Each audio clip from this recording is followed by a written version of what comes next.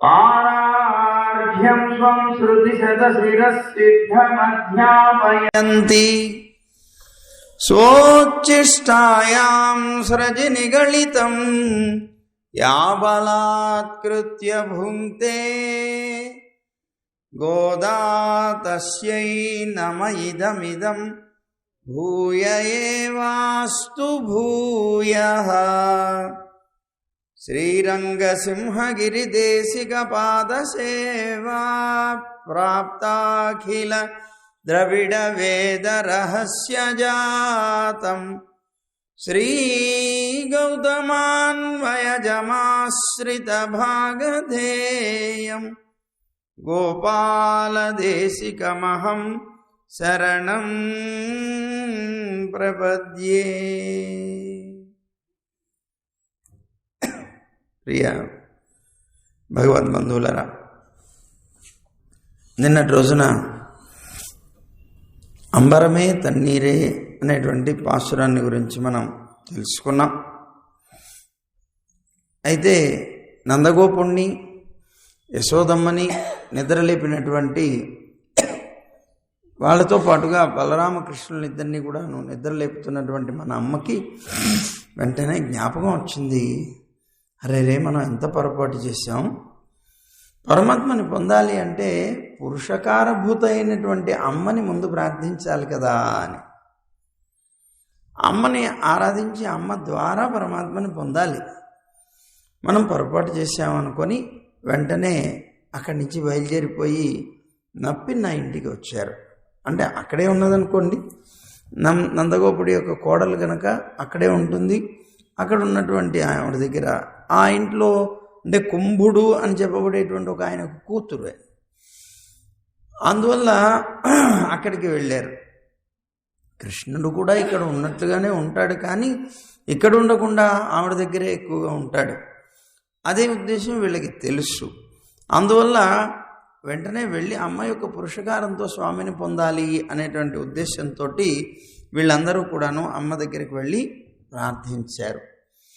అయితే ఎందుకు అమ్మ యొక్క పురుషకారం కావాలి? పురుషకారం అంటే ఏమిటి?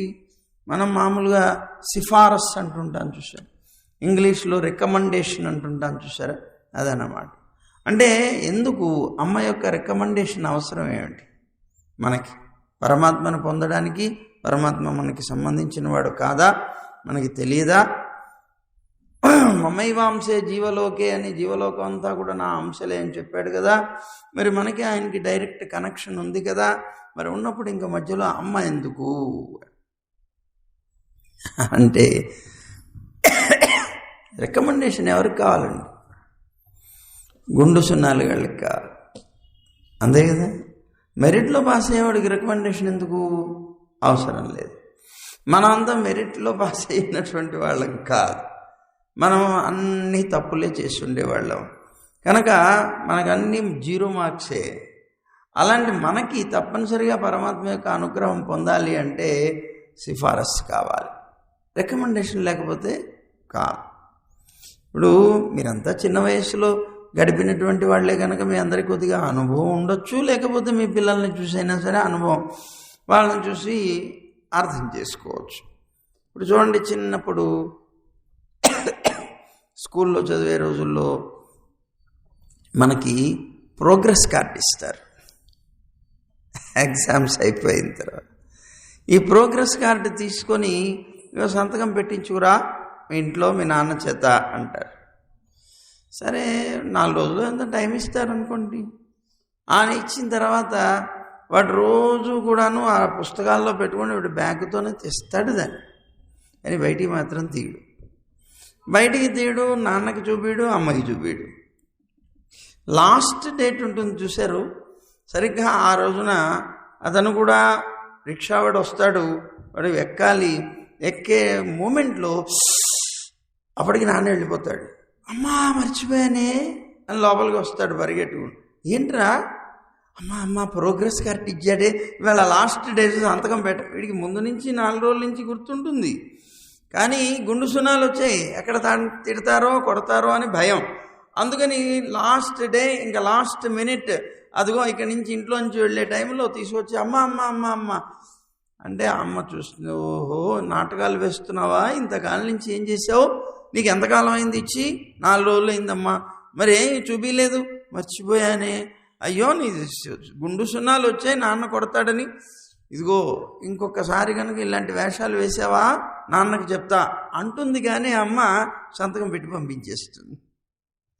ఇట్లా మాటి మాటికి మన అమ్మ మనం రక్షిస్తూ ఉంటేనే మనం ముందుకు వెళతాం. ఇంట్లో చూడండి, ఏదో స్కూల్లో కొత్త పెన్ను కొత్త పుస్తకం తెచ్చుకోండి అన్నారు. ఇంటికి వచ్చాడు, వచ్చి నాన్నని అడిగాడు, డబ్బు ఇచ్చేవాడు నాన్నే కదా, మరి నాన్న కొత్త పెన్ను కొత్త పుస్తకం తీసుకురమ్మన్నారు మాస్టర్. హెట్ గుండు సున్నాలు వచ్చేటువంటి వేధవి, నీకు కొత్త పెన్ను నీ ముఖానికి కొత్త పుస్తకమనా, గట్టిగా కేకలేస్తాడు నాన్న. కంగారు పడిపోతాడు వీడు, లేకపోతే మాస్టర్ కొడతాడు, అడిగితే నాన్న తిడుతున్నాడు, ఏం చేయాలి? అప్పుడు దొరికేటువంటి ఒకే ఒక్క ఆయుధం అమ్మ. అమ్మ కూడా ఇక్కడ రహస్యం ఒకటి తెలుసుకోండి, ఎప్పుడైనా నాన్న పక్కన అమ్మ ఉండగా మనం ఎప్పుడు నాన్నని ఏది అడగకూడదు. రహస్యం అన్నమాట. ఎందుకు అడగకూడదు అని అంటే, ఇప్పుడు నాన్నని అడిగాం అనుకోండి, ఆయన కాదన్నాడు అనుకోండి, అమ్మా అన్నా అనుకోండి, వెంటనే నేను చెప్తే మళ్ళీ అమ్మని అడుగుతావా, ఇంకా ఆవిడ అడగడానికి కూడా ఆస్కారం ఉండదు, పోతుంది మొత్తం. అందుకని ఎప్పుడు అడగాలట, అమ్మ ఒంటరిగా ఉన్నప్పుడు అడగాలి. అందుకని ఇక్కడ నాన్న అడిగాడు, నాన్న తిట్టాడు కదా, వెంటనే వెళ్ళిపోయి వంటింట్లో ఉంటుంది అమ్మ పనులు చేసుకుంటూ, అక్కడికి వెళ్ళిపోతాడు, చాలా గారాబాలు పోతాడు, చెంగు పట్టుకుంటాడు, ఏడుస్తూ ఉంటాడు. అరే నాన్న ఎందుకురా ఏడుస్తున్నావు? అమ్మ పిల్లవాడి యొక్క కంటి నీరు చూడలేదు బాబు, ఎందుకురా నాన్న ఏడుస్తున్నావు, ఏం కావాలి నీకు? అమ్మ చూడవే, మాస్టర్ ఏమో కొత్త పుస్తకం కొత్త పెన్ను తెమ్మన్నాడు, నాన్న అడిగితేనేమో చెయ్యి గుండు సున్నాలు వచ్చే కదా, నీకు నీ ముఖానికి ఇది కావాలని తిడుతున్నాడే, మరి నేనేం చేయనే, లేకపోతే మాస్టర్ కొడతాడు, అడిగితే నాన్న తిడతాడు, నేను ఎట్లా చదువుకోమంటావా లేదంటావా అంట. అప్పుడు వెంటనే అమ్మే ఉంటుంది, పోన్లేదురు ఎందుకు వాడిని అట్లా ఏడిపిస్తారు, వాడికి కావాల్సిందో ఇప్పించేయండి, సరే పో అంటాడు నాన్న. ఇది మరి రికమెండేషన్, సిఫారసు రోజు జరుగుతుండేవి ఇవన్నీ, ఇళ్లల్లో పిల్లలకి ఎప్పుడూ జరిగేవి. అలా అమ్మ ద్వారా నాన్న దగ్గరికి వెళితే తప్ప ఎందుకు నాన్న ఇవ్వడు అంటే, తండ్రికి తల్లికి ఉండేటువంటి తేడా ఒకటి ఉంది. తండ్రి ఎప్పుడు కూడాను పిల్లవాడి దగ్గర నుంచి ప్రతిష్టని కాంక్షిస్తాడు, తన వంశ ప్రతిష్టని పెంచేటువంటి వాడు కావాలి నా పిల్లవాడు అనుకుంటాడు. అందువల్ల ఏదైనా పొరపాటు చేస్తే మాత్రం అంగీకరించాడు, శిక్షించడానికి కూడా సిద్ధపడతాడు, అవసరమైతే ఇంట్లోంచి గెంటేయడానికైనా సిద్ధపడతాడు. కానీ అమ్మ మాత్రం అలాంటిది కాదు. అమ్మ పోతే పోయింది, ఏదైతే అయింది పర్వాలేదు, వీడు సుఖంగా ఉంటే చాలు అనుకుంటుంది అమ్మ. అమ్మ ప్రేమిస్తుంది, తండ్రి అతని నుంచి కీర్తిని కాంక్షిస్తాడు. అందువల్ల అవసరమైతే శిక్షిస్తాడు, కానీ అమ్మ మాత్రం ఎలా ఉన్నా కూడా రక్షించడానికే ప్రయత్నం చేస్తుంది. వాడు ఒక దొంగ అయ్యాడు, వాడు తీసుకుని వెళ్ళిపోయి జైల్లో శిక్ష వేశారు, కానీ క్యారేజ్ కట్టుకొని అమ్మ వెళుతుంది రహస్యంగా, నాన్నకి తెలియకుండా కూడా. ఎందుకు? అమ్మ ఆకలిస్తుంది అని రోజు అడిగేవాడు వెళ్ళేవాడు, పాపం ఎలా ఉన్నాడో వాడు ఏంటో. అలాగా తల్లి యొక్క హృదయం ఎప్పుడూ కూడా పిల్లవాడిని ప్రేమించేటువంటి తత్వం కలిగింది కనుక కొద్దిగా కూడా కష్టాన్ని సహించలేదు తల్లి. కానీ తండ్రి మాత్రం అలాంటి వాడు కాదు. అందుకనే చూడండి, నాన్నకి అమ్మకి పిల్లవాడికి గొడవ వస్తుంది, అతను పురుషుడే ఇతను పురుషుడే, పురుషాహంకారం అంటారు. పురుషాహంకారం ఉంటుంది, నాన్నకి నాన్న అహంకారం ఉంటుంది, పిల్లవాడికి పిల్ల అహంకారం ఉంటుంది. వీడే చేస్తాడు, గొడవ చేస్తాడు, చాలా గొడవ చేస్తాడు. అంటే గొడవ అంటే డబ్బంతా కూడా దుర్వినియోగం చేసేయడం, పిచ్చిగా ఖర్చు పెట్టడం నాన్న సహించాడు. ఏం చేస్తున్నావు నువ్వు సంపాదిస్తే నీకు తెలుస్తుంది, ఏమనుకుంటున్నావు డబ్బంతా కూడా ఇలా ఖర్చు పెట్టేస్తావు అని గట్టిగా కేకలేస్తాడు. ఇతని అహంకారం ఉంటుంది కదండి, ఈ అహంకారం పట్టుకొని లేస్తుంది, తలెత్తుతుంది. ఎత్తి వెంటనే అంటాడు, బయటికి వెళ్ళి నాకేం కాళ్ళు లేవా చేతులు లేవా, నేను సంపాదించుకోలేనా, నీ సొమ్మే తిని బతకాలేమిటి, ఓ నాకు అక్కర్లేదు అంటాడు. ఇంట్లోంచి వెళ్ళిపోతాడు. ఇద్దరికి పెద్ద గొడవ అవుతుంది. మధ్యలో మా అమ్మ నలిగిపోతుంది. వీళ్ళిద్దరినీ కూడా ఆ గొడవ సద్దుమణిగేలా చేయాలని ప్రయత్నం చేస్తుంది. కానీ వాళ్ళిద్దరి అహంకారాలు ఒకళ్ళకొకళ్ళు విపరీతం అయిపోతుంటాయి. అయిపోయినప్పుడు వీళ్ళిద్దరు కొట్టుకొని చివరికి ఈ పిల్లవాడు ఇంట్లో నుంచి వెళ్ళిపోతాడు.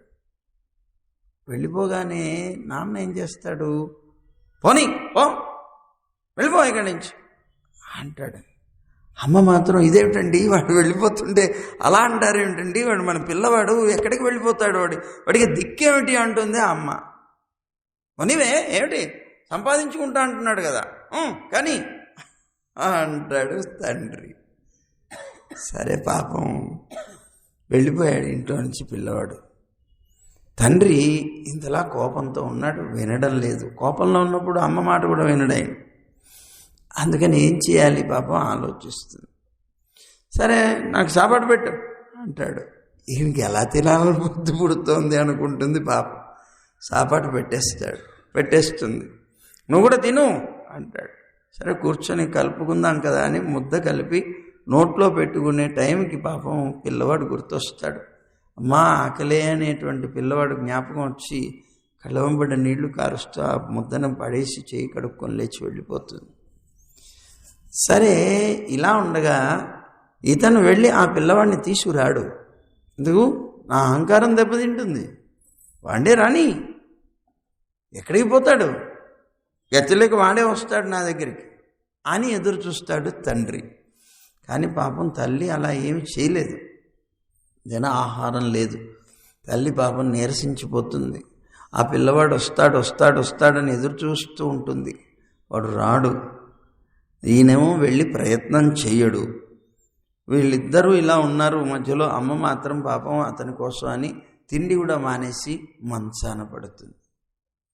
మంచాన పడితే అప్పుడు వచ్చి భర్త ఆవిడ్ని, ఏమి చేయ ఇలా ఉన్నావు, నా పిల్లవాడు లేకపోతే నేను ఎలా బతుకుతానండి, నా పిల్లవాడిని ఒకసారి తెచ్చి ఆ ఏర్పాటు చేయండి, ఆ పిల్లవాడు ఎక్కడున్నాడో కొద్దిగా వెతకండి అంటే అప్పుడు ఈ భార్య కోసమని వెతకడానికి ప్రారంభిస్తాడు.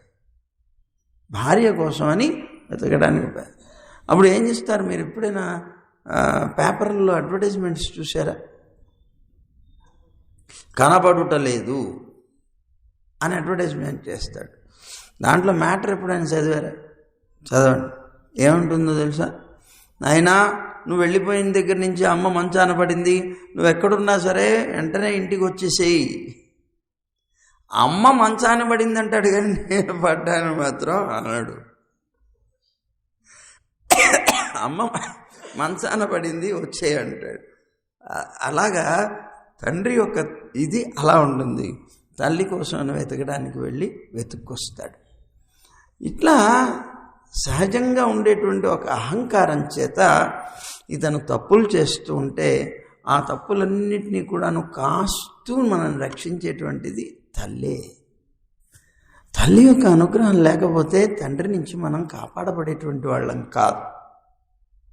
మనకుండేటువంటి అజ్ఞానం చేత, మనకుండేటువంటి అల్లరితనం చేత ఎన్ని కాస్తుందో తల్లి పాపం.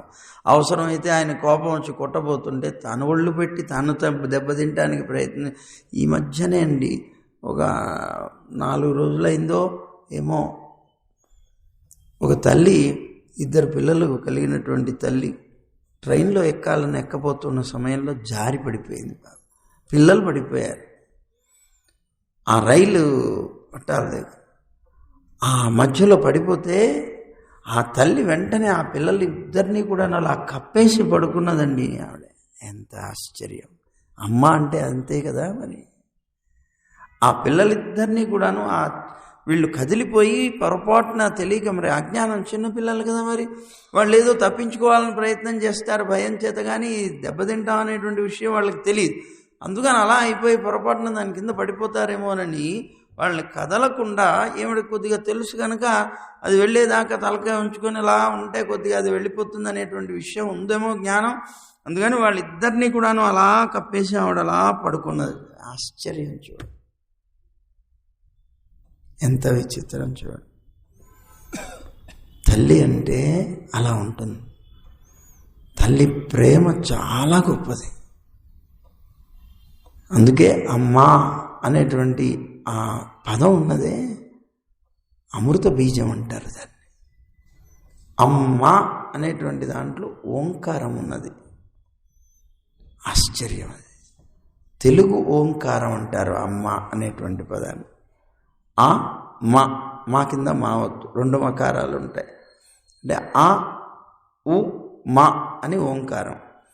ఆ ఉ మా, ఉ అన్నా కూడాను మకార శబ్దానికి అర్థమే. ఆ మా అమ్మ ఓంకారమే, తెలుగు ఓంకారం అంటాం. అలాంటి ఆ అమ్మ అని చెప్పేటువంటి ఆ ఎంత అద్భుతమైనటువంటి స్థితి అని. మా దగ్గరికి ఒకసారి ఇక్కడ వరంగల్లో అనుకుంటాం మహాలక్ష్మి యాగం చేసే సమయంలో తీర్థగోష్ఠి జరుగుతోంది. ఉదయం చాలామంది వచ్చారు, అలా తీర్థం తీసుకుంటున్నారు. ఒక తల్లి వచ్చింది. ఆవిడన్నది, స్వామి ఒక్క 2 నిమిషాలు, ఒక్క నిమిషం నా మాట వింటారా అన్నది. అమ్మ చెప్పమ్మా అన్నా. చెప్పమ్మా అంటే టక టక టక టక టక టక వాళ్ళ ఆయన పేరు, వాళ్ళ ఆ కూతురు, అల్లుడు, వాళ్ళ కొడుకు, కోడలు, మనవాళ్ళు, మనవరాళ్ళు అందరి పేర్లు ఏకరో పెట్టింది. పెట్టి, స్వామి వీళ్ళందరూ బాగుండేలాగా మంగళాశాసనం చేయండి స్వామి అని ఆ పిచ్చి తల్లి ఎట్లా అడిగిందో తెలుసండి. ఇదంతా అడిగి వెంటనే అన్నది, స్వామి నేను ఎవరిని మర్చిపోలేదు కదండి అని అడిగింది. మాకు నవ్వు వచ్చింది. అమ్మ నువ్వు మర్చిపోయావమ్మా అన్న. ఎవరినండి అంది. నిన్ను నువ్వు మర్చిపోయావు తల్లి, నీ పేరు చెప్పలేదన్నాం మేము. నేనండి, నేను ఎలా ఉన్నా పర్వాలేదండి, వాళ్ళు బాగుండాలండి. ఇది అమ్మ యొక్క హృదయం అంటే. ఎంత ఆశ్చర్యం వేసిందండి, కళ్ళ ముందు నీళ్ళు వచ్చాయి మాకు. అలా తనని తాను మరిచిపోయి నిరంతరం తన యొక్క పిల్లల యొక్క సుఖం కోసం తపించేటువంటి ఆ అమ్మ అనేటువంటి 2 అక్షరాలు మరి అది అమృత బీజం కాకపోతే ఏమవుతాయో చెప్పండి.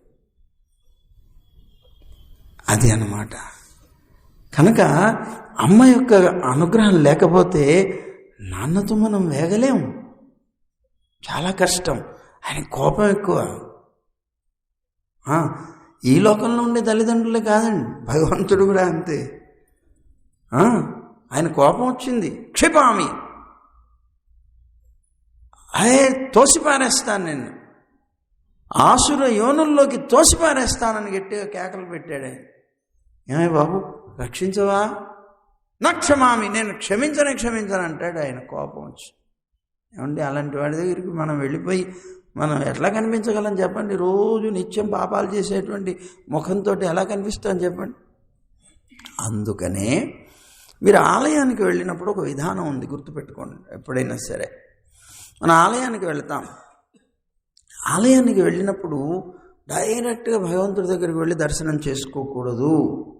మనకు ఒక సిస్టమ్ ఉంది, ఒక విధానం ఉంది. ఆగమ శాస్త్రం చెప్పేటువంటి ఒక విధానం. ముందు ధ్వజస్తంభానికి నమస్కారం చేయాలి.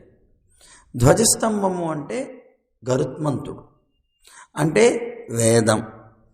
అందువల్ల ముందు వేదస్వరూపుడైనటువంటి ఆ గరుడ స్తంభం అంటారు దాన్ని, ముందు దానికి నమస్కారం చేయాలి. చేసిన తర్వాత లోపలికి వెళ్ళాలి. లోపలికి వెళ్ళి గరుడమూర్తి ఉంటే గరుడమూర్తికి నమస్కారం చేసి అమ్మ దగ్గరికి వెళ్ళాలి. ముందు ఆచార్యులు ఉంటారు, ఆచార్యులను సేవించి ముందు అమ్మ దగ్గరికి వెళ్ళాలి. అమ్మ నేను వచ్చానే, అమ్మ విడిగా ఉంటుంది, గుర్తుపెట్టుకోండి. మేము మన ఇందాక చెప్పాను చూసారా, అమ్మ స్వామి దగ్గర ఉన్నప్పుడు ఎప్పుడు అడగండి, అమ్మ ఏకాంతంగా ఉన్నప్పుడు అడగండి. ఏకాంతంగా ఉన్నటువంటి అమ్మ యొక్క సిఫారసు చాలా బలమైంది. అందుకని అమ్మ ఒంటరిగా ఉంటుంది. అందుకని ఆలయాల్లో కూడా ముందు అమ్మవారి సన్నిధి వేరుగా ఉంటుంది. అందుకని ముందు అమ్మ దగ్గరికి వెళ్ళాలి. అమ్మ నేను వచ్చానే. అమ్మ కూర్చున్నటువంటి విధానం ఎట్లా ఉంటుంది? ఒక చేతితో అభయం ఇస్తుంది, ఒక చేతిని తన పాదాల వంక చూపిస్తుంది.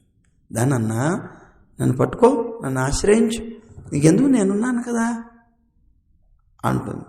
అక్కడికి వెళ్ళి మనం ఏకరువు పెట్టాలి.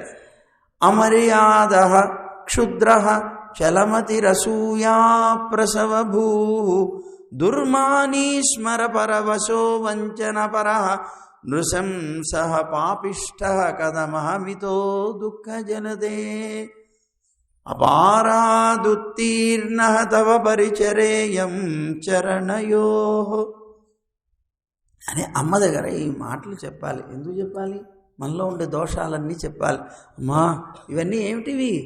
మనం ఎన్నో జన్మల నుంచి కష్టపడి సంపాదించుకున్న మన డిగ్రీస్ అండి. ఇవి చాలా గొప్ప. ఏ యూనివర్సిటీ మనకి ఇవ్వలేదు. కష్టపడి మనం సంపాదించుకున్నటువంటి మన డిగ్రీస్. ఏమిటా డిగ్రీస్? అమర్యాద.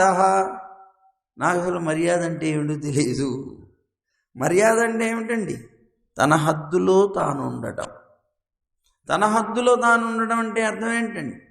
తాను తనకన్నా పెద్దవారైనటువంటి వారితో ఎలా ప్రవర్తించాలో తెలిసి ప్రవర్తించడం, తనతో సమానమైనటువంటి వారితో ఎలా ప్రవర్తించాలో తెలిసి ప్రవర్తించడం, తనకన్నా చిన్నవారితో ఎలా ప్రవర్తించాలో తెలిసి ప్రవర్తించడం. పెద్దవాళ్ళని గౌరవించాలి, తనతో సమానమైనటువంటి వాడిని స్నేహితులుగా స్వీకరించాలి, తనకన్నా చిన్నవాళ్ల మీద దయ చూపించాలి. ఇది మర్యాద అంటే. తన హద్దు తాను తెలిసి ప్రవర్తించడం. హద్దు మీరి ప్రవర్తిస్తే అమర్యాదస్తుడు అని అంటాం మనం అంతా అలాంటి వాళ్ళమే. మనం ఎప్పుడు హద్దు మీరే కదా ప్రవర్తిస్తాం. అమ్మనికి గొడవ పెడతాం, అరుస్తాం, నాన్నని నీకేం తెలియదు పొమ్మంటాం. అలా ఉండేటువంటి రీతిలో బతుకుతాం. అందుకని అమర్యాద క్షుద్ర. ఎప్పుడైతే మర్యాద లేదో వాడు నీచుడైపోతాడు కదా, మరి తక్కువ వాడైపోతాడు అందరిలో. మర్యాద లేదండి, చిచి అంటారు అందరూ కూడా. క్షుద్ర చలమతి. ఇలా లేకపోవడానికి కారణం ఏంటండి అంటే నా మనస్సు ఎప్పుడు కూడా స్థిరంగా ఉండదండి. ఎప్పుడు చంచలంగా ఉంటుంది. ఒక్కొక్కప్పుడు వారు గొప్పవారు అంటాం, ఇంకొకప్పుడు కాదంటాం. చాంచల్యం ఎక్కువ. అసూయా ప్రసవభూ.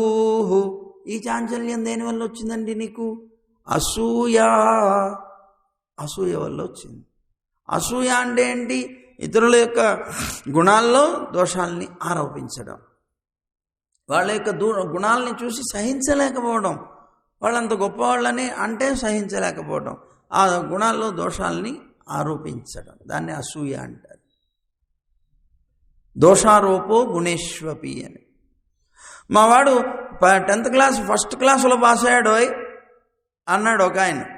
వాళ్ళ ఫ్రెండ్ వాళ్ళ కొడుకు కూడా ఉన్నాడు, బాబా తప్పాడు అతను అన్నాడు, కాపీ కొడితే ఎవడైనా పాస్ అవుతాడులే అన్నాడు. అంటే అర్థం ఏంటి? వాడు పాస్ అయ్యాడనేటువంటిది జీర్ణించుకోలేకపోయాడు. అసూయ అన్నమాట. వాళ్ళ యొక్క గుణాల్ని దోషంగా భావించాడు. అసూయా ప్రసవభూ. మళ్ళీ ఆ అసూయ కూడా స్వామి ఎక్కడి నుంచి పుట్టిందో అని నువ్వు అనుకుంటామేమో. అసూయకు పుట్టింది నేనే. అసలు అసూయ అనేటువంటిది పుట్టింది నా దగ్గర నుంచేనేమో అనిపించేంత గొప్ప అసూయ కలిగినటువంటి వాడిని. అసూయా ప్రసవభూ దుర్మానీ. నాకుండేటువంటి అభిమానం ఎంత గొప్ప చండాలమైందో తెలుసునా నీకు? స్మర పరవశ. ఎప్పుడు నన్ను నేను స్మరించుకుంటూ పరవశించిపోతుంటాను. ఇంత గొప్పవాడిని, అంత గొప్పవాడిని. నన్ను ఎవరైనా అంత గొప్పగా చూడకపోతే నిజంగానే అంత గొప్పవాడిని కాదు, కానీ నా ఊహలో నేను గొప్పవాడిని. వాడు నన్ను ఆ విధంగా చూడాలి. ఆ విధంగా చూడలేదనుకో విపరీతమైనటువంటి కోపం వచ్చేస్తుంది. స్మర పరవశ. దుర్మానీ స్మర పరవశ వంచన పరహ. అంటే ఇప్పుడు ఎప్పుడైతే నేను స్మరపరవశుణ్ణి అయిపోయి నన్ను నేను గొప్పగా భావిస్తూ తిరుగుతున్నానో మరి లోకాన్నంతటినీ వంచిస్తున్నట్టే కదా. మరి అందరినీ మోసం చేస్తున్నట్టే. యథార్థంగానే అంత గొప్పవాడిని కాదు, గొప్పవాడిని కాకుండా నేను గొప్పవాడిలాగా ప్రవర్తిస్తూ నా ఊహలో అంత గొప్పవాడిని అనుకుంటూ అందరి ముందు అలా ప్రవర్తిస్తే ఏమవుతాను? నేను మోసం చేసినట్లే కదా. వంచన పరహ నృశంస పాపిష్ట. ఇవన్నీ మనం సంపాదించుకున్న డిగ్రీస్. అన్నీ ఒక్కసారి అమ్మ దగ్గర ఎకరు పెడితే, నాన్న కంగారు పడకు, అమ్మా నాన్న దగ్గరికి ఎలా వెళ్ళనే, నేను ఇన్ని రకాల దోషాలతో ఉన్నాను, నాన్న నన్ను చూస్తేనే విపరీతమైన కోపం తెచ్చుకుంటాడే, మరి నేను ఎలా వెళ్ళాను, నీకేం పర్లేదు నాన్న, నేను ఉన్నాను కదా, ఒకసారి ప్రదక్షిణ చేసుకొనిరా అంటుంది. అంటే ఆ అమ్మని సేవించి ప్రదక్షిణ చేసుకొని రావాలి. వచ్చిన తర్వాత అప్పుడు పెరుమాళ్ళ దగ్గరికి వెళ్ళాలి. ఏమండి ఆ ప్రదక్షిణ చేసినంత లోపలే భగవంతుడికి ఏమైనా అయిపోయిందా? అవుతుందిట. ఏమవుతుందో తెలుసా? ఇక్కడ మనకి మన అమ్మ మాట ఇచ్చింది కదా, నీకేం పర్లేదు నాన్న నేనున్నానని. ఇక్కడ ఒంటరిగా ఉండడమే కాదు, ఆయన వక్షస్థలంలో కూడా ఉంటుంది కదా. ఎవరి బాధలు వాళ్ళకు ఉంటాయనుకోండి. ఆయనకు కూడాను 3 దేవేరులు ఉన్నారు, ఒకరు కాదు. శ్రీదేవి, భూదేవి, నీలాదేవి. మరి శ్రీదేవి ఎక్కడ ఉంటుందండి? వక్షస్థలంలో ఉంటుంది. భూదేవి, నీలాదేవి పక్క పక్కన ఉంటారు. ఇదిగో మనం ప్రదక్షిణ చేసుకొని వచ్చే లోపల వక్షస్థలంలో ఉన్నటువంటి అమ్మ ఎక్కడుంటుంది? కరెక్ట్గా చెవు కింద ఉంటుంది. చెవు కింద జోరీగలాగా ప్రారంభం చేస్తుందట. ఇదిగోండి జాగ్రత్త, మన వాడు వస్తున్నాడు, వాడు రాగానే నరసింహావతారం ఎత్తి మీరు కనుక కనిపించారంటే, అయ్యో ఇంతకాలం నుంచి వాడు ఎక్కడున్నాడో ఏమిటో తెలియకుండా బతుకుతున్నామ్మా, వాడిని వెతుకుదామంటే కనిపించకుండా పోయాడు వాడు. ఎన్ని జన్మల నుంచి మనకు కనిపించట్లేదు, ఈవేళ బుద్ధి వచ్చి ఇక్కడికి వచ్చాడు, ఇవాళ వచ్చి కనిపిస్తే మీరు ఒక్కసారి నరసింహావతారం ఎత్తి వాడి పాపాలన్నీ కూడా ఏకరవ పెట్టారంటే మళ్ళీ కనిపించకుండా పోతాడు. వాడు ఎన్ని జన్మలు పడుతుందో మళ్ళీ. ఈ వచ్చినటువంటి వాడిని మీరు ప్రశాంతంగా పలకరించి ఏం కావాలో అది ఇప్పించండి అంటుందట వక్షస్థలంలో ఉన్న అమ్మ. వెంటనే స్వామి అంటారట, ఆయనకేంటి వీడిని పాపాలు చేశాడు, వీడిని ఎలా రక్షించాలి నేను అని కోపం వస్తుంది ఆయన. హెట్ లక్ష్మి, నువ్వు ఇలాగే మాట్లాడతావు, వాడు ఇన్ని పాపాలు చేస్తే ఎలా రక్షించమంటావు అంటట బాబు అని వెంటనే తలకాయ ఇలా తిప్పేస్తాడట. తిప్పేస్తే భూమాత ఉంటుందట. ఆవిడంటుందట, నన్ను చూసైనా నేర్చుకోండి అంటుందట బాబు. నిన్ను చూసైనా నేర్చుకోవాలంటారట బాబు. ఓర్పు అంటుంది. నా మీద బతుకుతున్నటువంటి పిల్లలందరూ ఎన్ని పాపాలు చేస్తున్నారు, ఎన్ని రకాలైనటువంటి అపచారాలు చేస్తున్నారు నా కోసం, నా మీద, మరి నేను అన్నిటినీ సహించి బతకడం లేదా? ఓర్పు ఉండాలండి. ఓర్పు లేకపోతే ఎలాగా? నన్ను చూసైనా నేర్చుకోండి అంటుందిట. టట్ నువ్వు ఇలాగే మాట్లాడతావు, ఇటు తిరుగుతారట. ఇటు తిరిగితే ఇటు నీళ్ళాదే ఉంటుందట. ఆవిడంటుందట, ఏం చేయ నా అందం ఏం చేయ, అడవి కాచిన వెన్నెల నా అందం అంతా కూడాను అంటుందిట బాబు. నీకేమైందంటారట స్వామి. మరి నా పిల్లవాడు వాడిపోతే నేను వాడిపోనా? నా ఈ అందం అంతా ఎవరి కోసం ఇంకా అని ఆవిడ అంటుందిట. ఇటు కొడితే అటు, అటు కొడితే ఇటు. పాపం ఏమి చేయలేక చిట్ట చివరికి మళ్ళీ లక్ష్మి దగ్గరికి వస్తారట. సరే ఏం చేయాలో చెప్పు అంటారట అమ్మని. అప్పుడు వక్షస్థలంలో ఉన్న అమ్మ అంటుందట, జాగ్రత్త సుమండి, నేను ఎందుకు అన్నానో తెలుసునా? మీరు రక్షిస్తే మీరు కష్టపడి సంపాదించుకున్నటువంటి మీ బిరుదులన్నీ బతుకుతాయి. మీరు రక్షించలేదనుకోండి, ఆశ్రిత వత్సలుడు ఇలాంటివన్నీ బిరుదులు పొందేనే అన్నీ ఊష్కాకి ఎగిరిపోతాయి అన్నీ కూడా. మరి ఎవ్వరూ అలా అనరు కనుక రక్షించండి అని. అప్పుడు స్వామి అంటారట, మరి వాడు చేసిన పాపాలు, మరి వాడు చేసినటువంటి అందరినీ నేను రక్షించుకుంటూ పోతే యమ డిపార్ట్మెంట్ మూసుకోవాల్సి వస్తుంది అన్నట్టు బాబు. అంటే అప్పుడు అమ్మ అన్నదట, మీకు ఏం కంగారు లేదు, మీ యమ డిపార్ట్మెంట్గానే ఉంటుంది, పిల్లల్ని రక్షించేటువంటి రీతిలో నేను ఉపాయం చెప్తాను. ఏమిటి చెప్పు అంటే అప్పుడు చెప్పిందట అమ్మ, పితేవత్వత్ ప్రేయాజ్జనని పరిపూర్ణాగసిచనే హితశ్రోతో వృత్యా భవతి చ కదాచిత్ కలుషధీః కిమేతన్నిర్దోష కహిహ జగతీతి త్వముచితైరుపాయైర్విస్మార్య స్వజనయసి మాతా తదసినః. అమ్మా అని నిన్ను ఎందుకు పిలుస్తున్నారు? ఎందుకే పిలుస్తున్నారు? ఎందుకు? ఆయనతో వాదించి అదిగో ఆయన్ని ఒప్పించేటువంటి ప్రయత్నం చేసావు మమ్మల్ని రక్షించడానికి, అందుకే అమ్మవయ్యావమ్మా అని అంటున్నారట. ఇంతకీ ఏమిటి ఆయన్ని ఒప్పించడానికి ఏం ఉపాయం చేస్తుంది? ఉపాయైర్విస్మార్య, నీ యొక్క ఉపాయాల చేత ఆయన యొక్క కోపాన్నంతటిని పోగొట్టి ప్రయత్నం చేస్తుంది. అందుకని ఈ మాట అంటున్నారు. ఏం ఉపాయం చెప్పిందండి అమ్మ అంటే, అమ్మ చెప్పిందట, చూడండి, ఎవరైనా సరే తప్పు చేయొచ్చు. ఈ తప్పు చేయనివాడు లోకంలో ఎవడు లేడు. కిమేతన్నిర్దోష, లోకంలో తప్పు చేయనివాడు ఎవడున్నాడు చూపించగలరా? పోని మన పిల్లవాడు తప్పు చేశాడు అందాం. తప్పు చేసి వచ్చినటువంటి వ్యక్తిని రక్షించవలసింది తల్లిదండ్రులు కాకుండా ఇంకెవరైనా ఉంటారా చెప్పండి? పోని మన దగ్గరకు వచ్చాడు, వచ్చి మనల్ని ఆశ్రయించినప్పుడు, మిమ్మల్ని శరణాగతి ఎవరైతే చేస్తారో అలాంటి వాళ్ళందరినీ రక్షించేయండి. ఎవరైతే శరణాగతి చెయ్యకుండా వాళ్ళు స్వతంత్రులుగా బతికేటువంటి రీతిలో బతుకుతారో వాళ్ళ కోసం కొత్తగా నరకాలు కూడా సృష్టించండి, అవసరమైతే మేము సహాయం చేస్తానన్నది. నిన్ను శరణాగతి చేసిన వాళ్ళని మాత్రం మహాపాపిష్టి వాళ్ళైనా కూడా వాళ్ళని రక్షించేయండి అని ఉపాయం చెప్పిందట. అబ్బా, చాలా బాగుంది ఇది అన్నట్టు వెంటనే తన డైరీలో రాసుకున్నట్ట. ఆయన డైరీ ఏదండి? భగవద్గీత. ఆ భగవద్గీత డైరీలో రాసుకున్నట్టు చాలా బాగుంది నువ్వు చెప్పింది. అందుకనే ఆయన ఏమన్నట్ట, అపిచేత్ సుదురాచార భజతే మాం అనన్యభాక్ సాధురేవ సమంతవ్య సమ్యక్ వ్యవసితో హి సహా.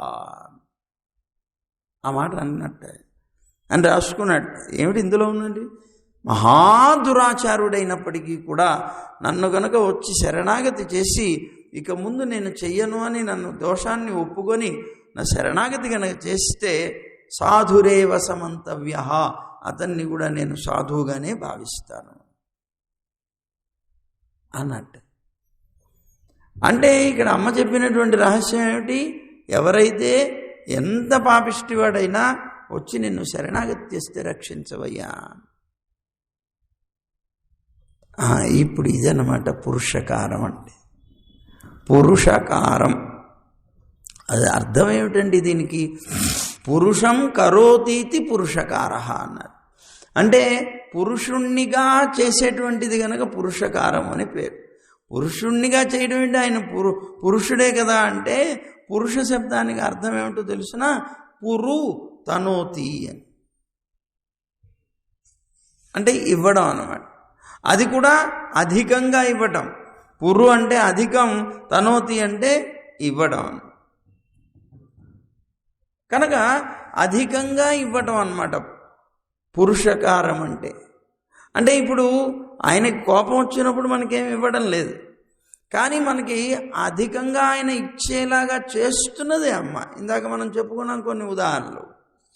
కనుక అమ్మ ఆ విధంగా చెప్పడం చేత తాను ఇవ్వను అనుకున్నటువంటి వాడు కూడా ఇవ్వడానికి ముందుకు వస్తాడు. సరేనండి, బాగానే ఉంది, అమ్మ పురుషకారం చేసింది, ఇస్తాడు అన్న. మరి అమ్మ యొక్క పురుషకారం ఫలిస్తుందా? ఇప్పుడు కాలేజీలో సీటు కావాలి, ఎవడో కనిపించాడు, ఆయన వెళ్తూ నాకు సీటు ఇవ్వట్లేదు, ఒకసారి మీరు రికమెండేషన్ లెటర్ ఇవ్వండి అని అడిగాడు. తీసుకెళ్ళి ఇచ్చాడు. వాడు చూసేసి చెత్తబుట్టలో పడేసాడు. No, recommendation చెల్లదన్నాడు. మరి అలాగే పరమాత్మ దగ్గర రికమెండేషన్లు చెల్లుతాయా? చెల్లం. ఆయన ధర్మం మీద నిలబడి ఉంటాడు కదా. మరి అలాంటి ధర్మం మీద నిలబడేటువంటి వ్యక్తి కదా. మరి అలాంటప్పుడు ఎలా నిలబడతాడు? అమ్మ మాట వింటాడా? అమ్మ పురుషకారం పనిచేస్తుందా అంటే మన పెద్దలు చెప్పారు, డెఫినెట్గా పనిచేస్తుంది. ఎందుకు పనిచేస్తుంది? ఎలా పనిచేస్తుంది? ఆయనకి ఆవిడంటే చాలా ప్రేమయా అన్నారు. అధిశైతవానబ్ధిం నాథో మమంద బబంధతం హరదనురసౌవల్లీ భంజం బభంజ చ మైథిలి అపిదశముఖీం లూత్వా కబంధమనర్తయత్ కిమివ త్వత్ప్రేయాజ్జనని త్వచ్చాటు చుంచు మనోరథ అంటారు. ఏమంటున్నారట? అధిశైతవాన్ అబ్దిం. అమ్మా, ఆయన పాల సముద్రంలో ఎవరి కోసం పడుకున్నాడు? ఇప్పుడు మనకు ఉండేటువంటి ప్రధాన దేవతలు ఇల్లరికం అంటారు చూడండి. ఇల్లరికం అంటే ఏమిటి? భర్త కూడా భార్య ఇంట్లో ఉండడం ఇల్లరికం అంటారు. ఇల్లరికం అనేటువంటిది ముందులో బాగానే ఉంటుంది. అల్లుడు గారు రండి రండి కూర్చోండి, మొదటి రోజు. రెండో రోజు వచ్చు, అల్లుడు. మూడో రోజు వచ్చేప్పటికే ఇంట్లో పని వాళ్ళు రాలేదయ్యా, కొద్దిగా ఆ అంట్లు తోసి పెట్టు కొద్దిగా. నాలుగో రోజు కొద్దిగా పశువులు కాచుకొని వస్తావు. ఇల్లరికంలో ఉండేటువంటి విచిత్రమైనటువంటి స్థితులు కొంతమంది చెప్తూ ఉంటారు. సరే, అందుకని ఇల్లరికం వెళ్ళడం అంటే తొందరగా ఇష్టపడరు ఎవరు కూడా. కానీ కొంతమంది ఆస్తి కోసం గట్రాల కోసం ఇష్టపడతారు. కాదు, ఇవన్నీ కాకుండా భార్య మీద ఉండేటువంటి ప్రీతి చేత ఆవిడ ఇల్లరికం ఉండండి అని అడిగితే అంగీకరిస్తాడు. ఇప్పుడు మనకు ఉండేటువంటి ప్రధాన దేవతలందరూ ఇల్లరికం ఉన్నవాళ్ళు తెలుసా మీకు? తెలుసా? శివుడు ఉన్నాడు. శివుడు ఎక్కడుంటాడు? కైలాసంలో ఉంటాడు. కైలాసం ఎక్కడుంది? హిమాలయాల్లో ఉన్నది. ఆ పార్వతీదేవి ఎవరు? హిమవంతుడి పుత్రిక. అంటే ఇప్పుడు ఎక్కడున్నట్టు లెక్క? ఇల్లరికంలోనే. ఏమండి? నారాయణుడు ఉన్నాడు. నారాయణుడు ఎక్కడుంటారు? పాలసముద్రంలో ఉంటారు. పాలసముద్రం ఎవరి తండ్రి? లక్ష్మీదేవి. లక్ష్మీదేవి పుట్టిల్లే కదా, మరి అక్కడే ఉన్నాడు ఆయన. అధిశయితవానబ్ధిం, ఆ సముద్రంలో శయనించినటువంటి వాడు అయ్యవే. ఆ పాల సముద్రం అంటే నీకు అంత ప్రీతి ఎందుకైంది? నీ భార్య మీద ఉన్నటువంటి ప్రీతి వల్లనే కదా స్వామి. అందువల్ల అంత ప్రేమతో ఇల్లరికం వెళ్ళినవాడు ఆవిడ మాట వినడా? తప్పనిసరిగా వింటాడు. బబంధ, ఎందుకండి సముద్రానికి సేతువు కట్టాడు ఆయన? సీతమ్మని పొందడానికి. సీతమ్మను పొందడం కోసం సేతువు కట్టాడు. అంటే ఎవరైనా సముద్రానికి కూడా సేతువు కట్టి మరీ వెళ్ళగలిగేటువంటి రీతి ఉంటుందా? అంటే నీ మీద ఎంత ప్రేమ ఉండబట్టి సముద్రానికి కూడా సేతువు కట్టి వచ్చాడమ్మా రాముడు. మా మంద, ఆ ఉన్నటువంటి సముద్రాన్ని చిలికాడైనా. లోకంలో అందరికీ ఏమో అమృతం అనేటువంటి పేరుతో చిలికాడని, కానీ యథార్థంగా తాను నిన్ను పొందాలి అని. ఎందుకు? నువ్వు శాపవశాత్తు వెళ్ళిపోయావు. నీకు కాదు శాపం, ఇంద్రుడికి శాపం. ఆ ఇంద్రుడి యొక్క శాపం వల్ల లక్ష్మి అంతా కూడా ఆయన పోతుందని దుర్వాసుడు శపించాడు కనుక ఆ లక్ష్మి అయినటువంటి నువ్వు సముద్రాన్ని చేరిపోయావు. చేరిపోయినటువంటి నిన్ను మళ్ళీ బయటికి తీసుకురావాలి, మధించి తేవాలి అనేటువంటి ఉద్దేశంతో ఆయన మరి ఎంత కష్టపడ్డాడు. ఆయన కూర్మావతారాన్ని ఎత్తాడు. ఒకటే మనకి తెలుసు, 6 అవతారాలు ఎత్తాడు ఆ సమయంలో. 6 అవతారాలు.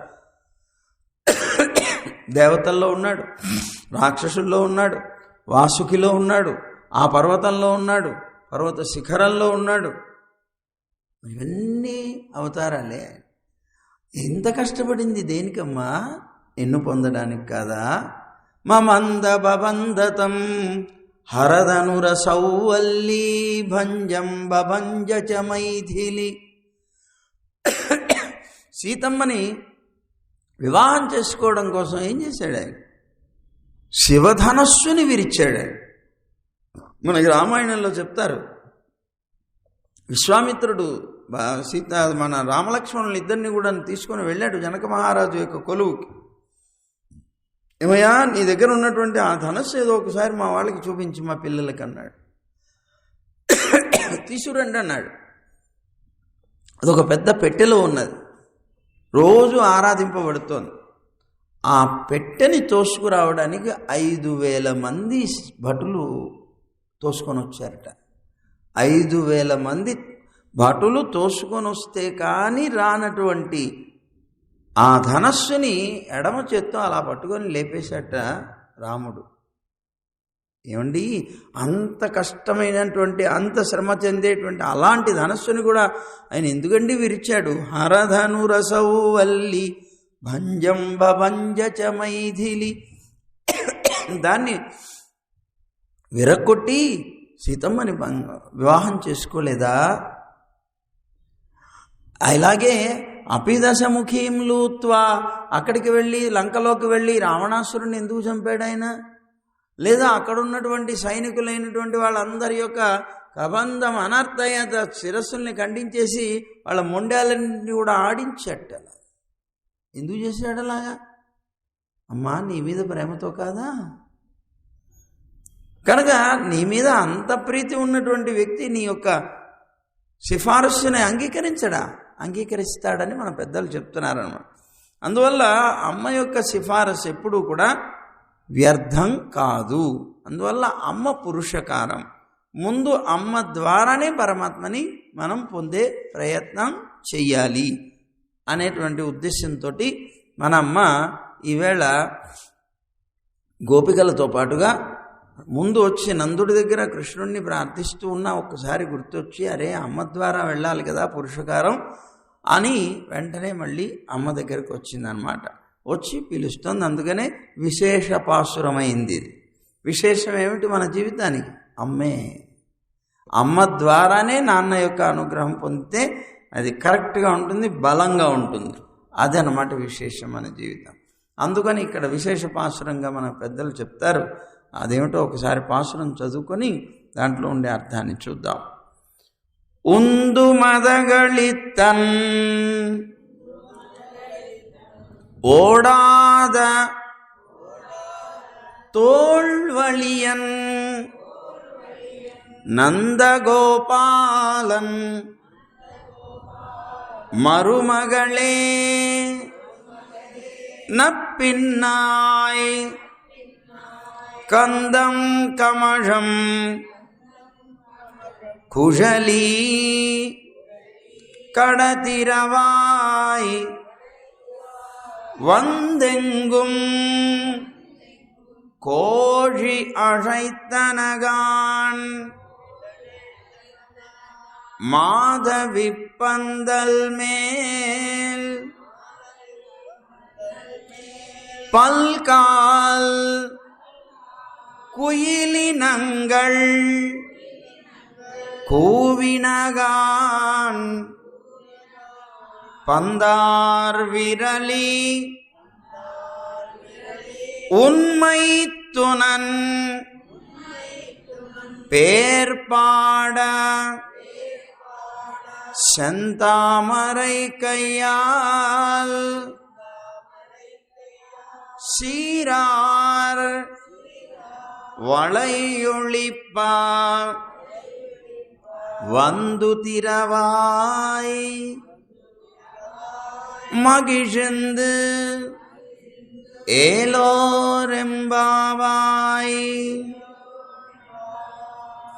అంటున్నారు. ఇందులో ఉన్న అర్థం ఏంటి? లోపల ఉన్నటువంటి అమ్మ నప్పిన్న అని చెప్పబడేటువంటి, నప్పిన్న అంటే ఎవరు అంటే రాధాదేవి అని, మన నీలాదేవి అని, నీలా రాధాదేవి అని.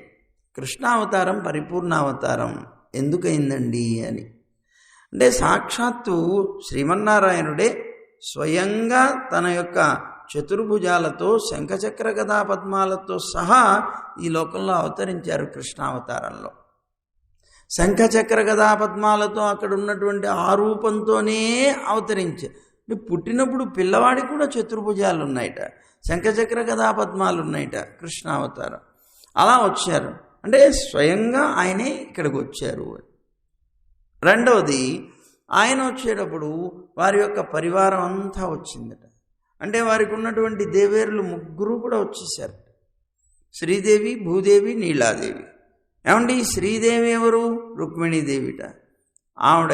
అలాగే భూదేవి ఎవరు? సత్యభామట. మరి నీలాదేవి ఎవరు? రాధాదేవిట. ఇలా ముగ్గురు వచ్చారు. మన సంప్రదాయంలో నప్పిన్న అని మన అమ్మ పిలుస్తుంది. ఈ నప్పిన్న ఎవరండి అంటే మన పెద్దలు దానికి ఉన్నటువంటి సమాధానం చెప్పారు.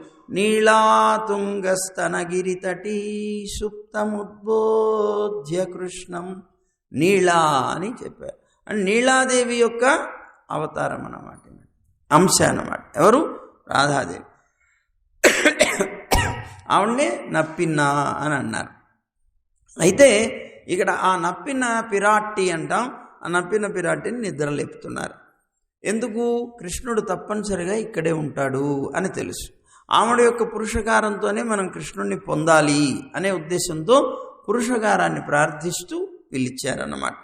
అయితే ఇక్కడ ఈవెన్ని పొగడటంలో కూడా ఇప్పుడు ఎవరినైనా సరే ముందు వాళ్ళ యొక్క గొప్పతనం, వాళ్ళకి ఇష్టమైనటువంటి మాటలు ముందు చెప్పి ఆ తర్వాత మనకు కావాల్సింది ఏదో చెప్పాలి. అందుకోసం ఆవిడకి ఇష్టమైనటువంటిది చెప్తున్నారట. ఏమిటి చెప్తున్నారు? ఉందు మదగళిత్తనోడాద తోల్వళియన్ నందగోపాలన్ మరుమగళే నప్పిన్నాయ్ అన్నారు. నప్పిన్నాయ్ అనేటువంటి దానికి ఇవన్నీ విశేషణాలు అన్నమాట. ఏమిటి నప్పిన్నాయ్ అనేటువంటి దానికి విశేషణాలు అంటే, ఉందు మదగళిత్తనోడాద తోల్వళియన్, ఉందు మదగళిత్తన్ అన్నారు. అంటే అర్థం ఏంటి? బాగా స్రవించేటువంటి మదజలం కలిగినటువంటి ఏనుగుల్లాంటి బలం కలిగినటువంటి వాడు, ఏనుగులు కలిగిన వాడు, ఏనుగుల్లాంటి బలం కలిగినటువంటి వాడు అన్నారు. ఏమండి, ఈయన ముందు మదగళిత్తనని ఏనుగులు కలిగిన వాడు అని అనుకుంటున్నామే, ఏనుగులు ఎక్కడి నుంచి వచ్చాయి?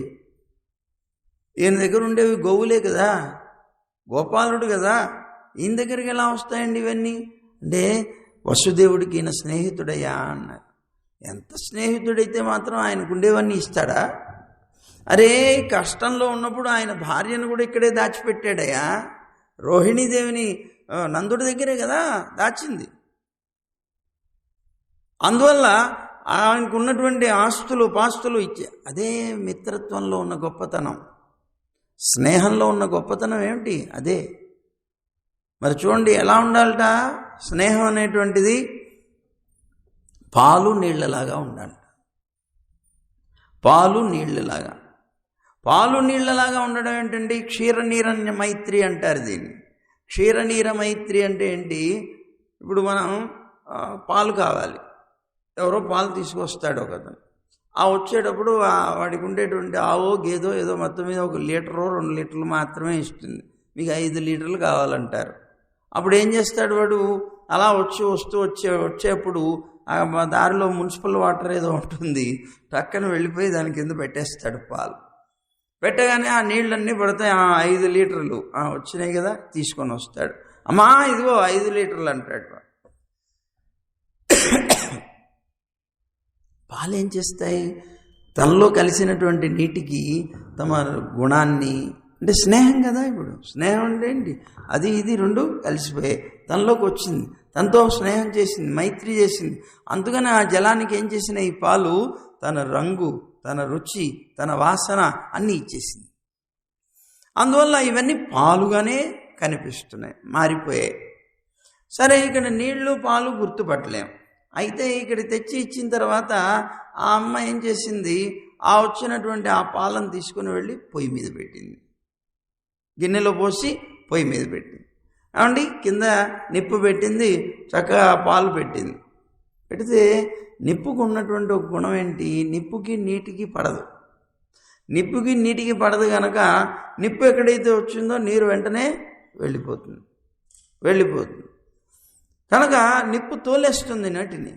అందువల్ల ఎప్పుడైతే ఈ పొయ్యి మీద పెట్టారో అవి కాగుతూ ఉన్నప్పుడు నీరంతా కూడాను ఆవిరైపోతుంది. నా స్నేహితుడిగా నేను స్వీకరించి, నా రంగు, నా రుచి, నా వాసన అన్నీ నేను ఆ నీటికి నేను ఇస్తే నువ్వు నా నుంచి నీటిని దూరం చేస్తావా అని బుసబుసలాడిపోతుంది పాలు. అందుకనే బుసబుస పొంగుతాయి చూసారా? ఈ పొంగినటువంటి పాలు ఏం చేస్తాయి? వచ్చి నిప్పులో పడతాయి, ఆ నిప్పు ఆరిపోతుంది. అందుకు కోపం అన్నమాట. అది నా నుంచి నా స్నేహితుడిని దూరం చేస్తావా అని కోపం వస్తుంది. ఆ కోపంతో బుసబుసలు ఆడిపోయి నిప్పులో పడిపోతాయి. అప్పుడు ఏం చేస్తాం మనం? అది బుసబుస పొంగుతుంటే ఆ కంగారు పడకు, నీ స్నేహితుడిని మళ్ళీ ఇస్తానులే అని కొద్దిగా నీళ్లు కనుక దాంట్లో జల్లితే మళ్ళీ శాంతిస్తాయి. ఇదిట క్షీరనీర మైత్రి అంటే అర్థం ఏంటి? ఎప్పుడైనా సరే స్నేహం చేసేవాడికి ఇదిగో తన యొక్క సర్వస్వాన్ని కూడా సమర్పణం చేసేటువంటి రీతి. మరి అలాంటి స్నేహంట నందుడిది, వసుదేవుడిది. అంత గొప్ప మైత్రిట. అందుకనే ఆయన ఏనుగులు, ఆయన రాజు, ఈయనము రేపల్లకి రాజు. అని ఆ పశువులు లేకపోతే ఏనుగులు, గుర్రాలు అన్నీ ఉండేవి ఈయన దగ్గర. అందుకనే మనకి సంకీర్తన కూడా చేస్తారు కదా. ఏం చేస్తారు? హాతీ గోడా పాలకి జయ కనయ్య లాల్కి అని చేస్తారు కదా. వినారా? మేము ఒకసారి చెప్తారా? హాతీ గోడా పాలకి జయ కనయ్య లాల్కి, హాతీ గోడా పాలకి జై కనయ్య లాల్కి. మేము ఒకటంటే మీరు ఇంకోటండి. హాతీ గోడా పాలకి జై కనయ్య లాల్కి, హాతీ గోడా పాలకి జై కనయ్య లాల్కి అన్నమాట. అందుకని పాడుతారు. ఎందుకు? ఈ గుర్రాలు, ఏనుగులు అన్నీ ఉన్నాయన్నమాట ఇందే. అందుకని పాడతాడు. అది అలాగా ఉందు మదగళిత్తన్ ఓడాద తోల్వళియన్, ఇలాంటి చక్కనైనటువంటి ఇవన్నీ ఉండి ఆ మదగజాలకి ఉండేటువంటి బలం ఏదైతే ఉంటుందో అంతటి బలం కలిగినటువంటి వాడుట ఎవరు? నందగోపుట్ట. అందుకని ఓడాద తోల్వళియన్ అన్నారు.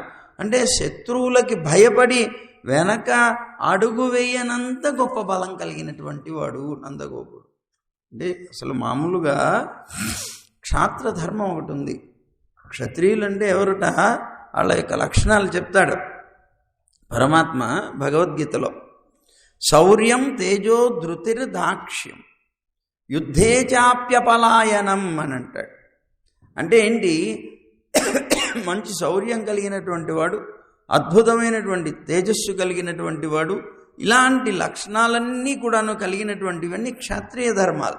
ఇందులోనే చివరికి తనకి మరణాసన్నమైనప్పుడు, అంటే మరణం అనేటువంటిది వస్తుంది యుద్ధంలో, ఇంకా తప్పదు అనుకున్నప్పుడు కూడా పారిపోవడం, అపలాయనం, పలాయనం, చిత్తగించడం అనేటువంటిది చేయడు.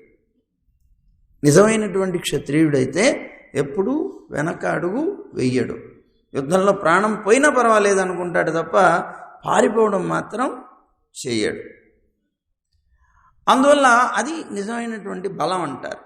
అయితే ఇక్కడ శ్రీరామచంద్రుడి యొక్క చరిత్రలో అశ్వమేధ యాగం చేస్తాడు రామచంద్రుడు.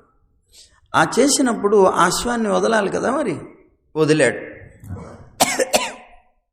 సేనతోటి లక్ష్మణ పుత్రుడు ఉన్నాడు, అతన్ని పంపించాడు. గుర్రాన్ని బంధించి పంపించాడు. పంపిస్తే అది అలా వెళుతూ ఉండగా లవకుశులు ఇద్దరు ఉన్నారు కదా, ఆ లవుడు ఆపేసి దాన్ని కట్టేశాడు, బంధించేశాడు. ఈ అశ్వమేధ యాగంలో ఏంటంటే, వదిలబడినటువంటి అశ్వాన్ని ఎవరైనా బంధిస్తే వాళ్లతో ఈ యజ్ఞం చేసేటువంటి రాజు యుద్ధం చేసి వాళ్ళని గెలవాలి. గెలిస్తేనే మళ్ళీ అశ్వమేధ యాగం చేయడానికి అర్హత, లేకపోతే లేదు. అందువల్ల ఈ ఉన్నటువంటి అశ్వాన్ని ఎలాగైనా సరే జయించి తీసుకురావాల్సి వచ్చినప్పుడు ఆ లవుడితో ఆ ఉన్నటువంటి లక్ష్మణుడి యొక్క పుత్రుడు ఉన్నాడు, అతనికి ఓడిపోయాడు, అతను వాళ్ళ గెలవలేకపోయాడు. వెంటనే అతను వచ్చేసాడు. సరే, అప్పుడు లక్ష్మణుడు వచ్చాడు. లక్ష్మణుడు చూసి ఇతను చిన్నపిల్లవాడు, ఇతనేంటి ఇలా పట్టేసుకొని ఇలా వదిలేశాడు, బాబు ఇది ఆట వస్తువు కాదు, ఇలాగా అలాగా అంటూ రామచంద్రుడి యొక్క పరాక్రమాన్ని అలాగే చెప్పి గుర్రాన్ని ఇచ్చేయమని చెప్పి అడిగాడు. అడిగితే వీళ్ళు అప్పటికే రామాయణం అనేటువంటిది వాల్మీకి భగవానుడు చెప్పాడు, వీళ్ళు బ్రహ్మాండంగా కంఠస్థం కూడా చేసి ఉన్నారు కదా. దాంట్లో ఉన్నటువంటిది ఒక సన్నివేశం వీళ్ళకి వెంటనే జ్ఞాపకం వచ్చింది.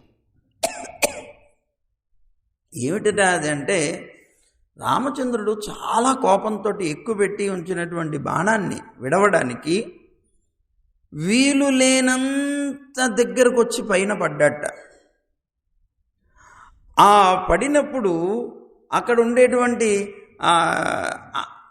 ఆ రాక్షసుడి యొక్క అసహ్యకరమైనటువంటి రక్తపు పూత ఏదైతే ఉందో ఇదంతా కూడా అతను ఒంటి నిండా ఉన్నది. వాడి మీద పడుతున్నప్పుడు ఏం చేయాలి? మరి దగ్గరకు వచ్చేసాడు, బాణం వదలడానికి కూడా ప్లేస్ లేదు. అలాంటి సమయంలో రాముడు కొద్దిగా వెనక్కి అడుగు వేశాడు. రాముడు ఆ వెనకంజ వేశాడ. అది గుర్తుకొచ్చింది వీళ్ళకి. ఈయనేమో బ్రహ్మాండంగా రాముడి యొక్క పరాక్రమాన్ని అది ఇది అంటూ చెప్పేస్తూ ఉంటే గుర్తుకొచ్చి వృద్ధాస్తేన విచారణీయ చరితాస్తిష్టంతు వర్తతే సుందస్త్రీ నిధనే హ్యకుంఠయసో యశసో లోకే మహంతో హితే యత్ర క్వాప్యకుతో ముఖాన్యపి పదాన్యాసన్ ఖరాయోధనే అన్నాడు. ఏంటిట? ఓ చంద్రకేతు అని పక్కన ఉన్నటువంటి వాడిని పిలిచి తను చెప్తున్నట్ట, వాళ్ళు చాలా పెద్దవాళ్ళులే అంటున్నట్ట. ఎందుకు అంటే వారి యొక్క నడవడిక మనం అంతగా విమర్శించదగింది కాదు. తాటక అనేటువంటి ఒక స్త్రీని చంపేట రాముడు. ఇది మహాపరాక్రమవంతుడు అని చెప్తున్నాడే, ఆ రాముడు తాటక అనేటువంటి ఒక స్త్రీని చంపేట. ఆ చాలా గొప్ప కీర్తి కదూ మరి అది అంటున్నట్ట. ఇతను లోకంలో వారు ఎంత పూజ్యులో అని పరిహాసంతో అంటున్నట్ట. దానికేమిటి, ఆనాడు కరుడు వచ్చాడు. ఆ కరుడు అనేటువంటి రాక్షసుడు దగ్గరగా వచ్చి అతను యుద్ధం చేసేటప్పుడు చిచి నేను చెప్పకూడదు అన్నట్ట. ఇతను ఏమి చెప్పకూడదయ్యా అంటే ఒక క్షత్రియుడు వెనకడుగు వేశాడనేటువంటి విషయాన్ని కూడా చెప్పకూడదు. అంత దోషం ఉండేది కనుక నేను అనకూడదు. కానీ ఎక్కడో పెట్టకూడని చోట కాలు పెట్టేట్టయ్యా ఆయన, 4 అడుగులు వెనక్కి వేసేట అన్నట్ట. ఓ ఎంత కీర్తో కాదు అన్నాడు. అంటే క్షత్రియుడైనటువంటి వాడు ఎటువంటి పరిస్థితుల్లో పలాయనం చిత్తగించకూడదు, నిజమైనటువంటి క్షత్రియుడు. అలాగా ఆ పిల్లలకి తెలియక పిల్లలు రాముడిని విమర్శించేటువంటి రీతిలో అక్కడ జరిగినటువంటి ఒక యుద్ధం, దాని గురించి మనం ఉత్తరాఖండ్లో మనం చూస్తాం. సరే, మొత్తం మీద ఈ నందుడైతే ఎట్లాంటి వాడట, ప్రబల శత్రువు కంసుడు. ఆ కంసుడి యొక్క మేడ నీడలోనే కృష్ణుణ్ణి నిరపాయంగా, ఏ విధమైనటువంటి అపాయం లేకుండా జాగ్రత్తగా కాపాడి పెంచినటువంటి పరాక్రమశాలిట నందుడు. అందుకనే ఎప్పుడూ కంసుడు వచ్చి నందుడితో డైరెక్ట్గా యుద్ధం చేయలేదు, రాలేదు. దొంగతనంగా రాక్షసుల్ని పంపించి అవి చేసి ఇవి చేసి చేశాడు తప్ప నందుడి దగ్గరికి రాలేదు కదా అన్నారు. తోల్వళియన్ అన్నారు.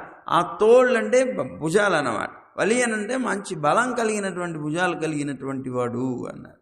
ఎవరండి ఇంతకీనా? ఉందు మదగళిత్తనోడాద తోల్వళియన్ నందగోపాలన్. నందగోపుడు అనేటువంటి ఆయనకి విశేషణాలు ఇవి. నందగోపాలన్ ఆయనకి ఏమిటి ఈవిడ? మరుమగళే, ఓ కోడలా అని పిలిచారన్నమాట. నందగోపాలుడి కోడలా అని పిలిచారు. ఎందుకండి అలా పిలిచారు అంటే ఈవిడికి నందగోపుడి ఇంటితో చాలా గొప్ప సంబంధం ఉండేదిట. చిన్నప్పటి నుంచి ఇక్కడే బతికేది, ఇక్కడే ఆడుకునేది. కుంభుడని ఒక ఆయన ఉన్నాడు. ఆ కుంభుడి యొక్క కూతురు ఈవిడ. కానీ ఈవిడకి అసలు ఆ గుర్తే లేదుట. నేను కుంభుడి యొక్క కూతురునని కూడా మర్చిపోయేలాగా ఇక్కడే ఉంటూ ఉండేదట ఎప్పుడు నందగోపాలుడు. ఆ నందగోపుడి ఇంట్లోనే ఉంటూ ఆ కృష్ణుడు అంటే మహా ఇష్టంగా ఉండి ఆయన్ని ప్రేమించేటువంటి రీతిలో జీవనం సాగిస్తుందట. ముక్తుడికి సంసారం ఎలాంటిదో అలాగే ఈమెకి పుట్టినిల్లు కూడా అలాంటిదిట. అంటే పుట్టిల్లుకి ఇప్పుడు లోకంలో యథార్థంగా అయితే ఒకసారి అత్తింటికి వచ్చిన తర్వాత మళ్ళీ పుట్టింట్లో అడుగు పెట్టరట. యథార్థంగా పెట్టకూడదట. కానీ ఈవేళ అత్తింటికి వచ్చినా ఉండేటువంటి అడ్రస్ మాత్రం పుట్టిల్లే. అందుకే సీతమ్మ ఎప్పుడు కూడాను మళ్ళీ పుట్టింటికి వెళ్ళలే. ఎప్పుడైనా సీతమ్మని చూడాలి అనుకుంటే జనక మహారాజు వచ్చేవాడు. ఆయన వచ్చి ఆవిడ్ని చూసి వెళ్ళేవాడు తప్ప ఎప్పుడు పుట్టింటి అడుగు పెట్టలేదు సీతమ్మ. అందుకని ఇక్కడ ఏమని పిలుస్తున్నారు? నందగోపాలుడి కోడలా అని పిలుస్తున్నారు. ఎందుకండి నందగోపాలుడి కోడలా అని పిలుస్తున్నారు అంటే ఆవిడకి అలా పిలవడమే ఇష్టంట. ఇప్పుడు సీతమ్మ కూడా తాను అంటుందిట సుందరకాండలో, స్నుషా దశరథస్యాహం శత్రు సైన్య ప్రతాపినః అని. అంటే ఏంటి, మా మామగారే కనుక యథార్థంగా బ్రతికుంటే నాకు ఇలాంటి దురవస్థ వచ్చేదా, ఆయన రానిచ్చేవారా, ఇలా నేను దీనాలాపాలు పడేటువంటి రీతి నాకు కలిగేదా, నా మామగారే బ్రతికుంటే అనేది అని అంటుందట సీతమ్మ. అదేమిటండి, నా నాన్నగారే బ్రతికుంటే అని అనలే, నా మామగారే బ్రతికుంటే.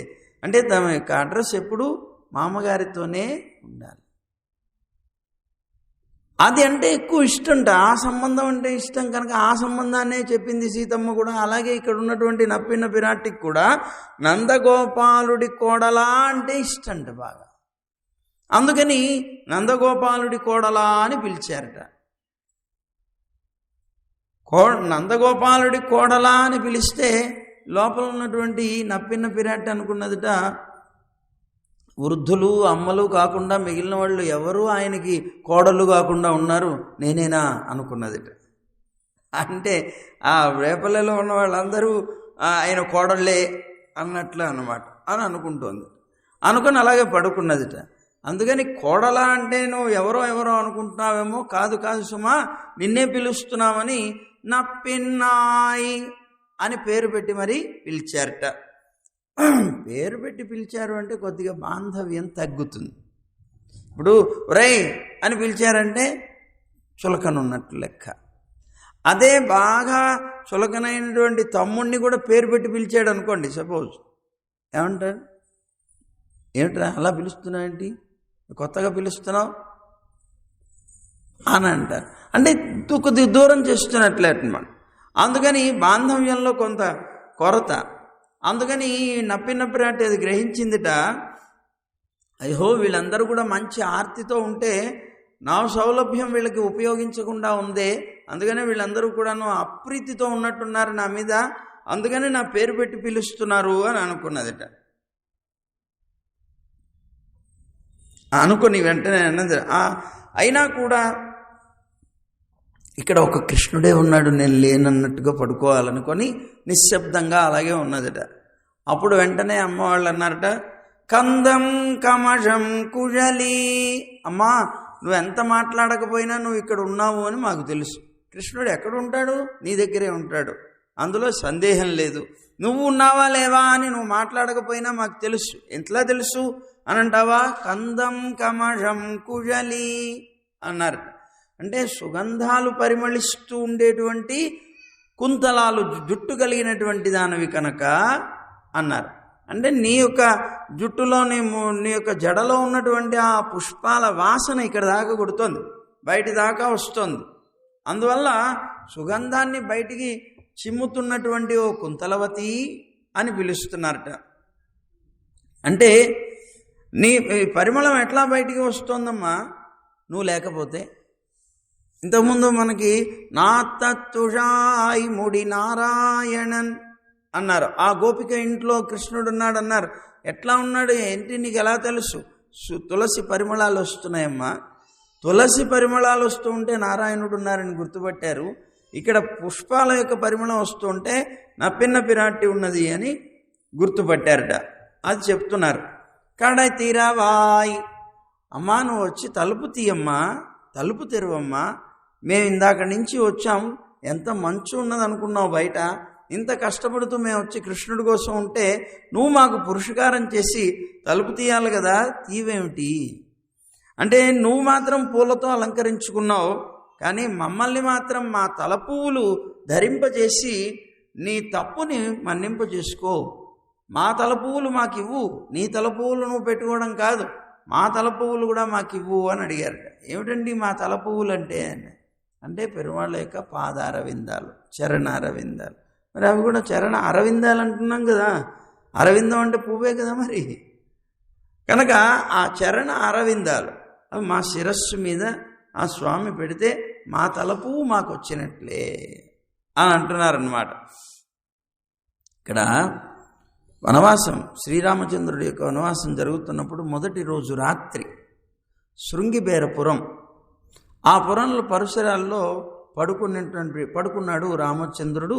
అక్కడి నుంచి వెళ్ళిపోయాడు. గుహుడు అవన్నీ కూడా చూస్తున్నాడు. అయితే భరతుడు మళ్ళీ రామచంద్రుడిని తీసుకురావడానికని బయలుదేరి వెళుతూ ఉన్నప్పుడు ఆ శృంగిబేరపురంలోకి వచ్చి ఆ ఉన్నటువంటి ఎవరు గుహుడితో కలిసినప్పుడు ఆ గుహుడు కూడా అన్నాడు అనుకోండి. ఆ గుహుడితో మాట్లాడినప్పుడు ఆ గుహుడు చూపించాడు, ఎక్కడయ్యా మా నాముడు ఇక్కడికి వచ్చాడా, అదిగో వచ్చాడు, ఇదిగో ఇక్కడే పడుకున్నాడంటూ గడ్డి అంతా కూడాను అలా పరిచినటువంటి ఒక పక్క దాని మీద పడుకున్నాడని చూపిస్తే అది చూసినటువంటి అతను మూర్ఛపోయాట. పాపం భరతుడు చాలా దుఃఖపడ్డట. అయ్యో నీకెంత కష్టం కలిగింది రామా,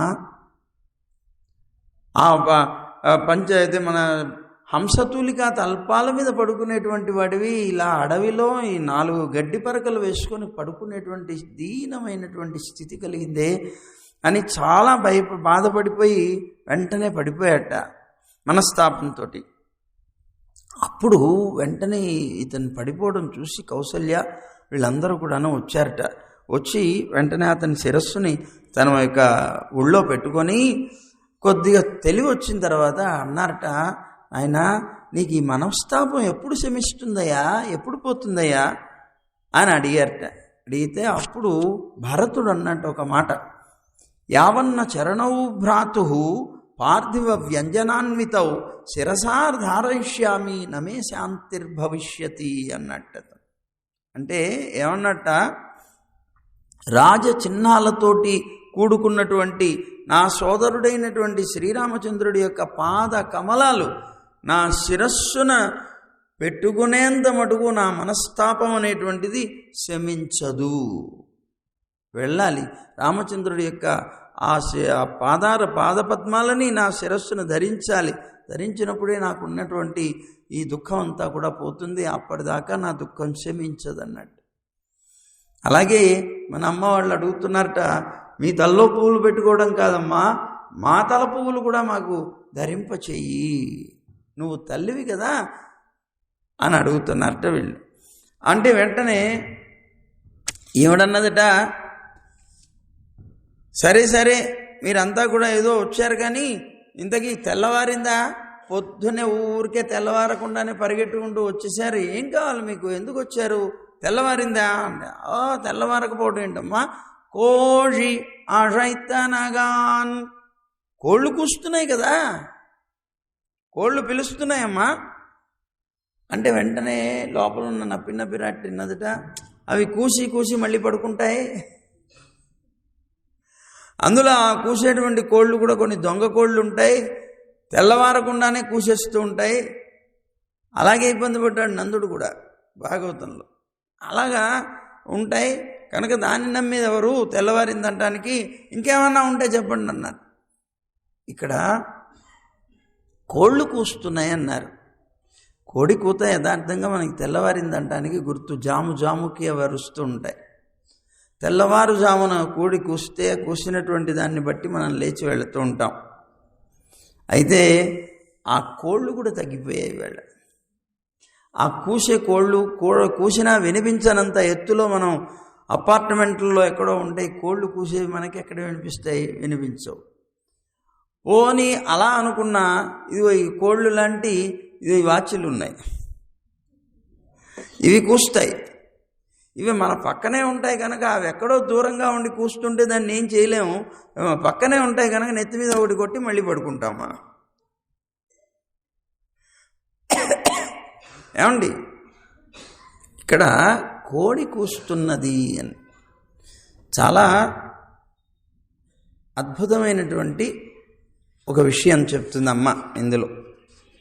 ఏమిటండి కోళ్ళు కూయడం అంటే అని, కోడి అంటే భాగవతోత్తములు అన్నారు. భాగవతులట. ఎందుకని? కోడి చేసే పని భాగవతులు చేస్తారు. కోడి ఏం చేస్తుంది చూడండి, చిన్న పిల్లలు ఉంటాయి, అది ఎప్పుడు బయలుదేరినా గుడ్లు పెట్టిందంటే పిల్లలు వచ్చాయంటే విత్ ఫ్యామిలీయే బయలుదేరుతుంది. అది అలా బయలుదేరి వెళుతుంది. అలా బయలుదేరినటువంటి ఆ కోడి చెత్త కుప్పలోకి వెళుతుంది. వెళ్ళి తన కాళ్ళతోటి దాన్ని ఇలా ఇలా ఇలా ఇలా రాసేస్తుంది. ఎందుకు రాస్తుందండి అంటే అవసరం లేనటువంటి చెత్తను తీసేసి అనుభవయోగ్యమైనటువంటి వస్తువుని మాత్రమే తాను తింటుంది, తన పిల్లలకు కూడా అదే పెడుతుంది. అది భాగవతులు చేసేటువంటి పని. అందుకే మన శాస్త్రం పెద్దలు చెప్తారు కదా, నువ్వు వివేకవంతుడివి కావాలి అన్నారు. ఎలా వస్తుందండి వివేకం అని? వివేకం ఎలా వస్తుంది అంటే జాత్యాశ్రయ నిమిత్తా దుష్టాదన్నాత్ కాయశుద్ధి వివేక అన్నారు. అంటే శరీరాన్ని శుద్ధి చేసుకోవాలి, అప్పుడు వివేకం వస్తుంది. అదే యథార్థంగా వివేకం రావడం అంటే వివేకవంతుడు అలా చేసుకుంటాడు అని అర్థం అన్నమాట. వివేకవంతుడైనటువంటి వాడు ఏం చేస్తాడు? కాయాన్ని శరీరాన్ని శుద్ధి చేసుకుంటాడు. శరీరాన్ని శుద్ధి ఎలా చేస్తాడు అంటే ఏదైనా సరే ఆహారం వల్లనే అవుతుంది కనుక తాను తీసుకునేటువంటి ఆహారం 3 రకాలైనటువంటి ఆహారాలు వదిలిపెట్టేస్తాడు. ఏమిటవి అనంటే జాతి, ఆశ్రయ, నిమిత్త, దుష్టాత్ అన్నారు. ఈ 3 చేత దుష్టమైనటువంటి ఆహారాన్ని వదిలేస్తాడు. ఒకటేంటి? జాతి అన్నారు.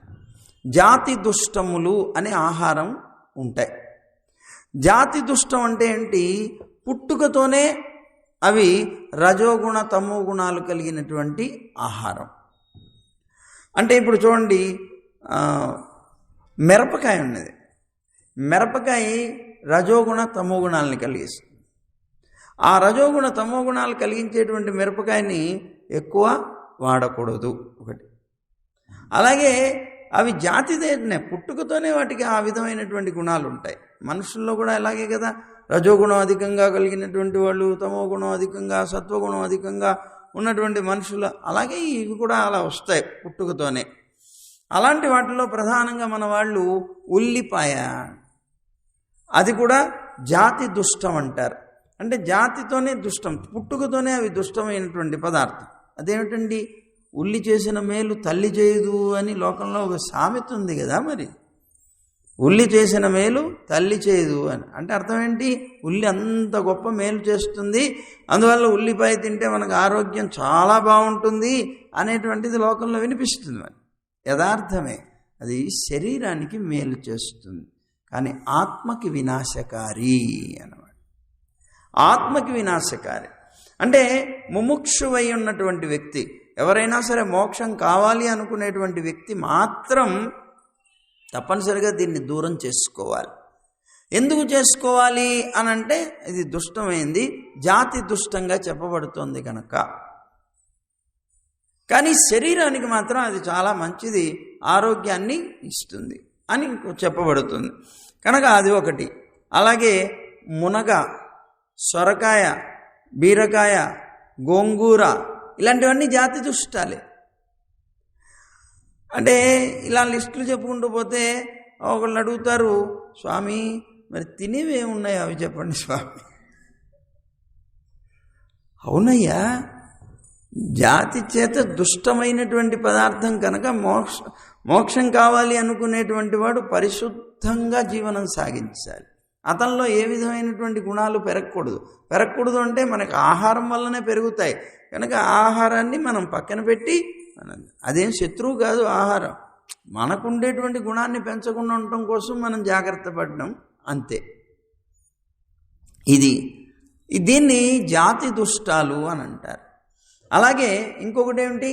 ఆశ్రయ దుష్టం అని అంటారు. ఆశ్రయ దుష్టం అంటే ఏంటి? ఒక దొంగ దగ్గర ఉన్నటువంటి వస్తువు, ఆ వస్తువు మనం తీసుకున్నాం అనుకోండి, వెంటనే అది మనకు కూడా దోషాన్ని ఇస్తుంది. ఒక మోసగాడు, అలాగే ఒక ఆచార భ్రష్టుడైనటువంటి వాడు, అలాగే ధర్మం లేనటువంటి వ్యక్తి, వీళ్ళ దగ్గర ఉన్నటువంటి వస్తువులు. అలాగే ఇప్పుడు చూడండి, మనకి రోడ్డు పక్కన బజ్జీలు అమ్ముతుంటారు, లేకపోతే ఇంకా ఏవో అమ్ముతూ ఉంటారు. ఈ బజ్జీలు అమ్మేటువంటి వ్యక్తులు చూసారా, అక్కడికి వెళ్ళి మనం తీసుకుంటాం, అబ్బో లొట్టలేస్తూ తింటారు. ఇంట్లో అమ్మ చేసి పెడితే అస్సలు నచ్చదు. కానీ అక్కడికి వెళ్ళి ఆ బండి దగ్గరే నేను తింటానండి అని కూడా చెప్పుకుంటారు. ఎందుకు అని అంటే అవి చాలా బాగున్నాయి. ఎందుకు బాగున్నాయండి? ఆ బండి ఎక్కడ పెడతాడు? డ్రైనేజీ పక్కన.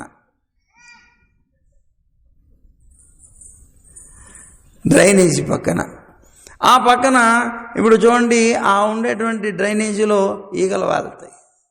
ఆ వాలినటువంటి ఈగలు వచ్చి తినేటువంటి ఈ పదార్థాల మీద కూడా వాలుతాయి. వాలినప్పుడు అది ఆటోమేటిక్గా ఆశ్రయ దుష్టమైపోతుంది. అది వాలడం వల్ల దానికి ఉండే ఆ డ్రైనేజ్ వచ్చి దీనికి అంటుతుంది. దానివల్ల ఏమంటారు వాటిని, బ్యాక్టీరియా చేరుతుంది. అక్కడ ఉన్న దానివల్ల వచ్చేటువంటి బ్యాక్టీరియా చేరుతుంది. అందుకని ఆశ్రయ దుష్టం అంటారు, వీడు పనికిరాదు.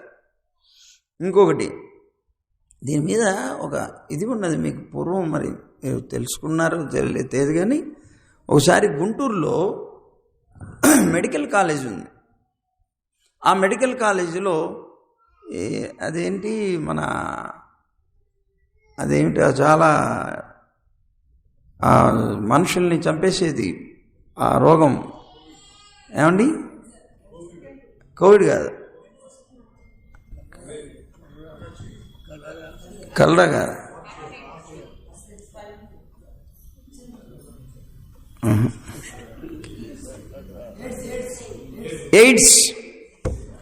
ఎయిడ్స్.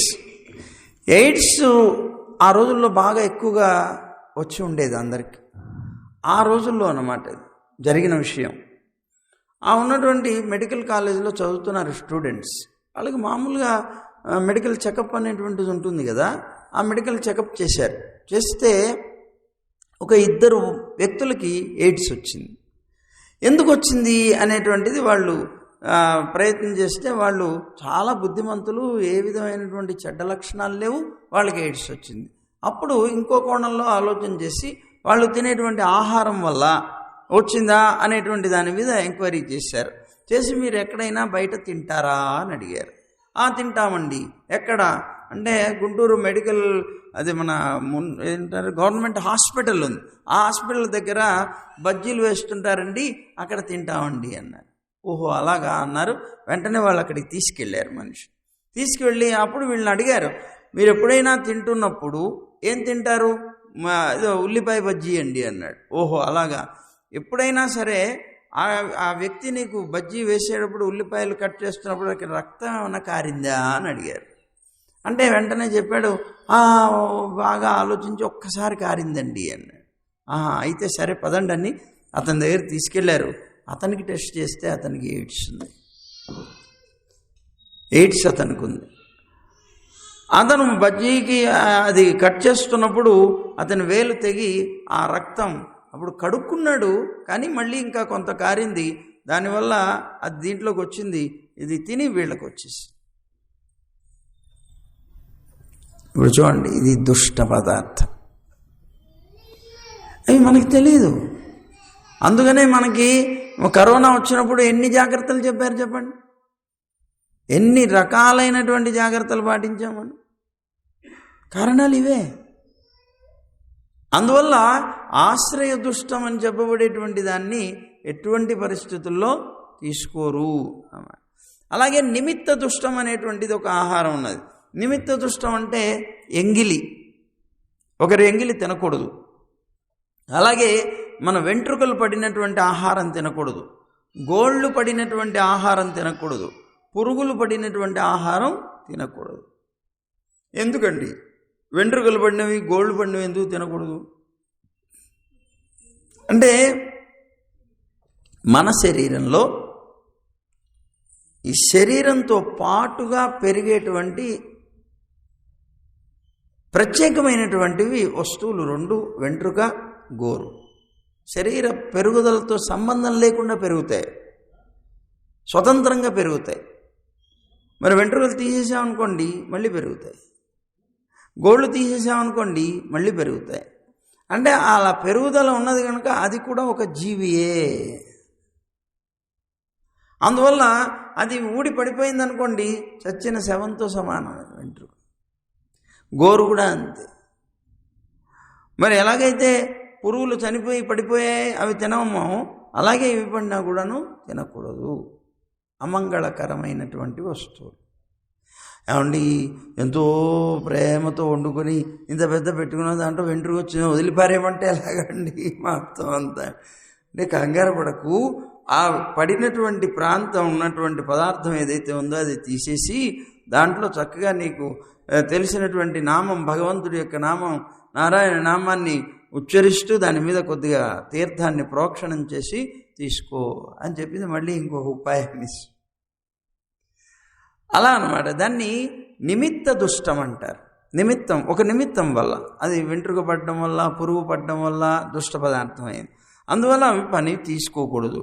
ఈ 3 రకాలైనటువంటి దుష్ట పదార్థాలని తీసుకోకుండా శరీరాన్ని శుద్ధి చేసుకునేటువంటి వాడు ఎవడైతే ఉంటాడో అతను వివేకవంతుడు.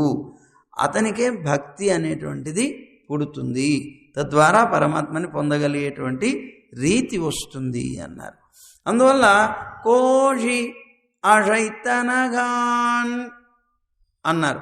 ఈ కోళ్ళు మనకి అదిగో పిలుస్తున్నాయమ్మా, లేచాయి, అవి కూస్తున్నాయి కదా, అది తెల్లవారడానికి గుర్తు కాదా అంటే ఈవిడ ఇలా అనేసి ఇంకేమైనా గుర్తులు ఉంటే చెప్పండి. అప్పుడు మాధవి పందల్ మేల్ పల్కాల్ కుయిలినంగళ్ కూవినగాన్ అన్నారు. అంటే ఏంటి, జాజి పందిరి మీద చాలాసార్లు కోకిలలు వచ్చి సమూహాలుగా కూస్తున్నాయమ్మా. ఆ కోడంటే సరే అలా అన్నావు, మరి ఈ పక్షులు ఉన్నాయి కదా కోయిళ్ళు, ఆ కోకిలలు వచ్చి కూస్తున్నాయి కదా, అవన్నీ కూస్తున్నాయి కనుక తెల్లవారింది అనటానికి ఏమిటి ఇబ్బంది? తెల్లవారింది కదా లే అన్నారట. పందార్ విరలి ఉన్మైత్తునన్ పేర్పాడ. పందారు విరలి అన్నారు. పందారు విరలి అంటే లోపల ఉన్నటువంటి అమ్మ ఎలా ఉన్నదిట, ఒక చేత్తో కృష్ణుణ్ణి, ఇంకో చేత్తో ఒక బంతిని పట్టుకొని ఉన్నది. ఈ రెండింటిని పట్టుకున్నటువంటి ఆమెని పూర్తిగా నీ యొక్క గర్వానికి కారణం అదనమాట. ఒక చేత్తో పరమాత్మని వశం చేసుకుని, ఎలాగైతే బంతి అంటే ఇక్కడ భూమి అనుకోండి, జీవరాశి, ఇంకొకటి పరమాత్మ.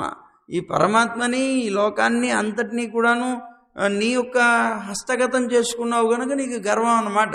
ఓహో, నీ గర్వకారణం తెలిసింది మాకు, ఆయన నీకు కయ్యాళన్ అని చెప్పబడేటువంటి చేతి మనిషి అయ్యాడు అని ఆవిడ వెంటనే వీళ్ళంతా అంటున్నారట. సరే ఇంతకీ ఎందుకు వచ్చారరా అని అడిగిందట లోపల ఉన్నటువంటి నప్పిన్న పిరాడు. అడిగితే ఉన్మైత్తునన్ పేర్పాడ అన్నారట. నీ భర్త గారి తిరునామాన్ని పాడటం కోసం వచ్చాం మేము అన్నారు. ఇగో, ఎప్పుడైనా కృష్ణుడు నీతో పరిహాసం చేస్తున్నప్పుడు నువ్వు ఓడిపోయే సమయంలో నీకు మేము సహకారం చేస్తాం. ఇద్దరికి ఎప్పుడైనా వాదన జరుగుతున్నప్పుడు మేము నీకు సహకారం చేసి నేను ఎప్పుడు నీ పక్షంలో ఉండి నీ భర్తను ఓడిస్తామమ్మా, అందుకోసం కూడా వచ్చానులే అన్నారట వీళ్ళు. అంటే దీనికి ఒక చిన్న శ్లోకం చెప్తున్నారు తమాష. ఓడిపోవటం, వాదన జరగడం ఇలా ఉంటాయా అని. జరుగుతుంది అంటారు. సత్యభామకి కృష్ణుడికి జరిగినటువంటి ఒక సంభాషణ. సత్యభామ ఇంటికి వస్తానని చెప్పాడు, కృష్ణుడు రాలేదు. బాగా ఆలస్యం అయిపోయింది, ఆవిడ పడుకున్నది. రాత్రి సమయంలో వచ్చాడు, అర్ధరాత్రి వచ్చి నెమ్మదిగా తలుపు కొడుతున్నాడు. ఆయన రాలేదు చెప్పిన సమయానికని కోపం తెచ్చుకున్నటువంటి సత్యభామ ఆయన్ని ఎలాగైనా ఏడిపించాలనుకున్నది. వచ్చి తలుపు కొట్టాడు నెమ్మదిగా కొడితే వెంటనే లోపల ఉన్నటువంటి సత్యభామ అడిగిందిట, అంగుళ్యాః కవాటం ప్రహరతి అని అడిగిందిట. ఎవరు వేళ్లతో తలుపు కొడుతున్నారు అని అడిగిందిట. వెంటనే ఏదో తెలియనట్లుగా నటిస్తుంది, ఇలా మాట్లాడుతుంది ఏమిటి, కుటిలే మాధవ అన్నట్ట నెమ్మదిగా. మళ్ళీ అందరికీ వినిపిస్తుంది, రాత్రి అయిపోయింది. అందుకని నెమ్మదిగా కుటిలే, ఓ కుటిలో అయిందానా, మాధవుడే వచ్చింది అన్నట్టు ఆయన పేరు చెప్పుకొని మాధవ. అంటే మాధవ శబ్దానికి మన వసంతుడు కూడా ఒక అర్థం వస్తాడు. అందుకని వెంటనే ఈవిడన్నది లోపల ఈయన ఏడిపించడం కోసం, ఈయనని తెలుసు కానీ కొద్దిసేపు ఏడిపించాలి, ఆలస్యంగా వచ్చాడని వెంటనే అడుగుతోందట. కిం వసంతో, ఎవరు మాధవుడంటే మన్మధుడివా అని అడిగిందిట.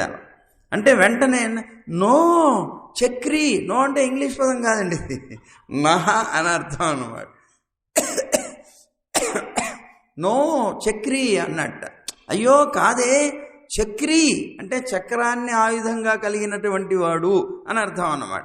అందుకని చక్రి అన్నట్ట. వెంటనే ఆవిడన్నదిట, కిం కులాలహ, కుండలు చేసేవాడిని కూడా చక్రి అంటారు, అందుకని కుమ్మరివాడివా అని అడిగిందిట లోపల నుంచి ఆవిడ. నహి ధరణిధర, ఇక్కడ ఇంగ్లీషు హిందీ రెండు వస్తున్నాయి. నహి ధరణిధర అన్నారు. అంటే కాదు కాదు, నేను భూమిని మోసేవాడినే అన్నది. అనేటప్పటికే వెంటనే ఆవిడన్నదిట, కిం ద్విజిహ్వ ఫణీంద్ర, భూమిని మోసేవాడు అంటే ఆదిశేషుడు కదా, 2 నాలుకలు కలిగినటువంటి ఆదిశేషుడువా అని అడిగిందిట. అంటే వ్యంగ్యం, అక్కడ 2 నాలుకలు కలిగిన వాడు, అది వ్యంగ్యంగా అంటూ కిం ద్విజిహ్వ ఫణీంద్ర, ఏమిటి 2 నాలుకలు కలిగిన సర్పానివా అని అడిగింది. నాహం ఘోరారిమర్ది అన్నట్టు ఆయన. కాదే చంపుతున్నావు, కాదు కాదు, నేను ఆ పాముని కూడా మర్దించిన వాణ్ణి, అంటే కాళీయమర్దనం చేశాడు కదా, పాముని కూడా మర్దించిన వాణ్ణి అన్నట్టు. వెంటనే ఆవిడన్నదిట, కిము ఖగపతి, అంటే నువ్వు గరుత్మంతుడువా, ఎందుకు పాముల్ని మర్దిస్తాడు కదా ఆయన కూడా, అందుకని కిము ఖగుపతి, ఏమిటి నువ్వేమన్నా గరుత్మంతుడువా అన్నదిట. బా చంపేస్తున్నావు, కాదు కాదు అంటూ నో హరిహి అన్నట్ట. అప్పుడు హరిహి అనేటప్పటికీ వెంటనే ఆవిడందిట, హరి అనేటువంటి కిం కపీంద్ర అని అడిగిందట. ఏమిటి నువ్వు కోతివా అని అడిగింది. అంటే హరి అనే శబ్దం కోతికి కూడా ఉన్నది, అందుకని హరిహి అనేటప్పటికీ కిం కపీంద్ర, నువ్వు కోతివా అని అడిగిందిట. అంటే బా కాదే నేను అంటే అప్పుడు కొద్దిగా తలుపు ఎంతసేపు ఏడిపించి అప్పుడు తలుపు తీసిందట. ఇత్యేవం సత్యభామ ప్రతివచన జిత పాతునశ్చక్రపాణి అని ఆ సత్యభామ వాదిస్తుంటే ఆ వాదంలో ఇలా ఇరుక్కుపోయినటువంటి వాడయ్యాడు కృష్ణుడు అని చెప్పి, అదిగో అలా నువ్వు ఎప్పుడైనా అయినప్పుడు అమ్మా, ఒకవేళ నువ్వు కనుక ఓడిపోయే సమయంలో నీకు మేము అండగా ఉంటాం, అందుకోసం తలుపు తీయమ్మా అని అడుగుతున్నారట వీళ్ళందరూ కూడాను. అడిగేటప్పటికీ సరే, ఇక్కడ చిత్రం ఏంటంటే, మేము సహజంగా ఎక్కడ ఉంటే అక్కడ ఎప్పుడు పరమాత్మ యొక్క నామాన్ని కీర్తిస్తూ ఉంటాం, నీకెప్పుడు మేము సహకారం చేస్తాం, అందుకని మమ్మల్ని నువ్వు నీ పక్కన చేర్చుకో, నీ పక్షంలోనే మేము ఉంటాము అన్నారు. ఇప్పుడు చూడండి, తల్లిదండ్రులు కలిసి ఉంటారు, కలిసి ఉన్నప్పుడు ఎప్పుడైనా సరే పిల్లలు ఎప్పుడు తల్లి పక్షంలోనే ఉంటారు సహజంగా. ఇప్పుడు చూడండి, చిన్న పిల్లలు చూస్తాను లోకంలో, తల్లిదండ్రులు ఇద్దరు ఒకే ఆసనం మీద కూర్చొని ఉన్నారు. చిన్న పిల్లవాడు ముద్దు పిల్లడు ఒకడు ఉన్నాడు, వాడు వచ్చి తల్లి యొక్క ఒళ్ళో కూర్చున్నాడు. తల్లి ఒళ్ళో కూర్చున్నటువంటి పిల్లవాడిని తండ్రి తన దగ్గరికి తీసుకోవాలి, ఎలా చేయాలి అని ఆలోచన చేశాడు. చేస్తే వాడిని పట్టుకుందాం ఎత్తుకుందాం అనుకుంటే ఏడుస్తున్నాడు వాడు, అమ్మను వదలట్లేదు, గట్టిగా పట్టుకొని ఏడుస్తున్నాడు. తల్లి కొద్దిగా గర్వంగా చూసింది, సరే నేను నా పిల్లవాడిని ఎలా తెప్పించాలో నాకు తెలుసు అన్నాడు. అనుకొని వెంటనే వెళ్ళిపోయాడు. ఓ లడ్డు తీసుకొచ్చాడు. లడ్డు తెచ్చి వెంటనే తండ్రి చూపించాడు. రే నీకు లడ్డు కావాలా అన్నాడు పిల్లవాడిని. లడ్డు అంటే మహా ఇష్టం అతనికి. అందుకని టక్కన ఏం చేశాడు, అమ్మ ఒళ్ళో నుంచి దిగిపోయి వచ్చి నాన్న ఒళ్ళో కూర్చున్నాడు. కూర్చునేటప్పటికీ లడ్డు ఇచ్చాడు. ఇచ్చేటప్పటికే అప్పుడు ఈయన అహంకారంగా కొద్దిగా గర్వంగా చూశాడు భార్య వంక. ఆ లడ్డు ఎప్పుడైతే చేతిలో పడిందో వెంటనే అక్కడి నుంచి దిగిపోయి మళ్ళీ అమ్మ ఒళ్ళో కూర్చున్నాడు. అలాగా ఎప్పుడైనా సరే సహజంగా తల్లి మీదనే ఎక్కువగా ప్రేమ అనేటువంటిది ఉంటుంది కదా. అందువల్ల మేము కూడా నీ పక్షంలోనే ఉంటామమ్మా. ఉన్మైత్తునన్ పేర్పాడ, నీ యొక్క భర్త అయినటువంటి కృష్ణుడి యొక్క పాటని పాడడానికే మేము వచ్చాము అన్నారట. సెంతామరై కయ్యాల్, నీ యొక్క అందమైనటువంటి ఆ కమలాల్ లాంటి ఆ చేతులతోటి, మృదువైనటువంటి హస్తాలతోటి, సీరార్వళయొళిప్ప, అప్పుడు రావాలి, తలుపు తెరవమంటోంది. తలుపు తెరవమని రమ్మంటుంటే వెంటనే ఈవిడ లేచిందిట. లేచి నెమ్మదిగా వెళ్ళాలి, నేను వెళ్ళేది కూడా వాళ్ళకి తెలియకూడదు, వెళ్ళి చేయాలి. గాజులు ఉన్నాయి, ఇవి గలగలలాడతాయని గాజులన్నీ వెనక్కి ఇలా గట్టిగా అనేసుకున్నదిట. అనేసుకొని నెమ్మదిగా వస్తోందిట. ఆ వస్తున్నటువంటి ఆవిడ చప్పుడు విని వీళ్ళు అన్నారట వెంటనే, సీరార్వళయొళిప్ప, అమ్మ నువ్వు అలా వస్తే కుదరదు, నువ్వు వస్తున్నట్లుగా మాకందరికీ తెలియాలంటే ఏం కావాలి? అదిగో నీ గాజులు గలగలలాడుతూ ఉండాలి. అలాంటి గలగలలాడుతూ ఉండేటువంటి చేతులతో వచ్చి వందు తిరవాయ్, అలా వచ్చి తలుపు తీయాలి అని అన్నారట. అలా తీస్తే మగిషిందు మేమందరం కూడా సంతోషిస్తాము, కందం కమజం అన్నారట. అంటే మేమందరం కూడాను పరమానందం పడతాము అని వీళ్ళందరూ అన్నారు. ఇక్కడ ఈ పాశురంలో ఉన్నటువంటి గొప్ప ఇదేమిటి అంటే,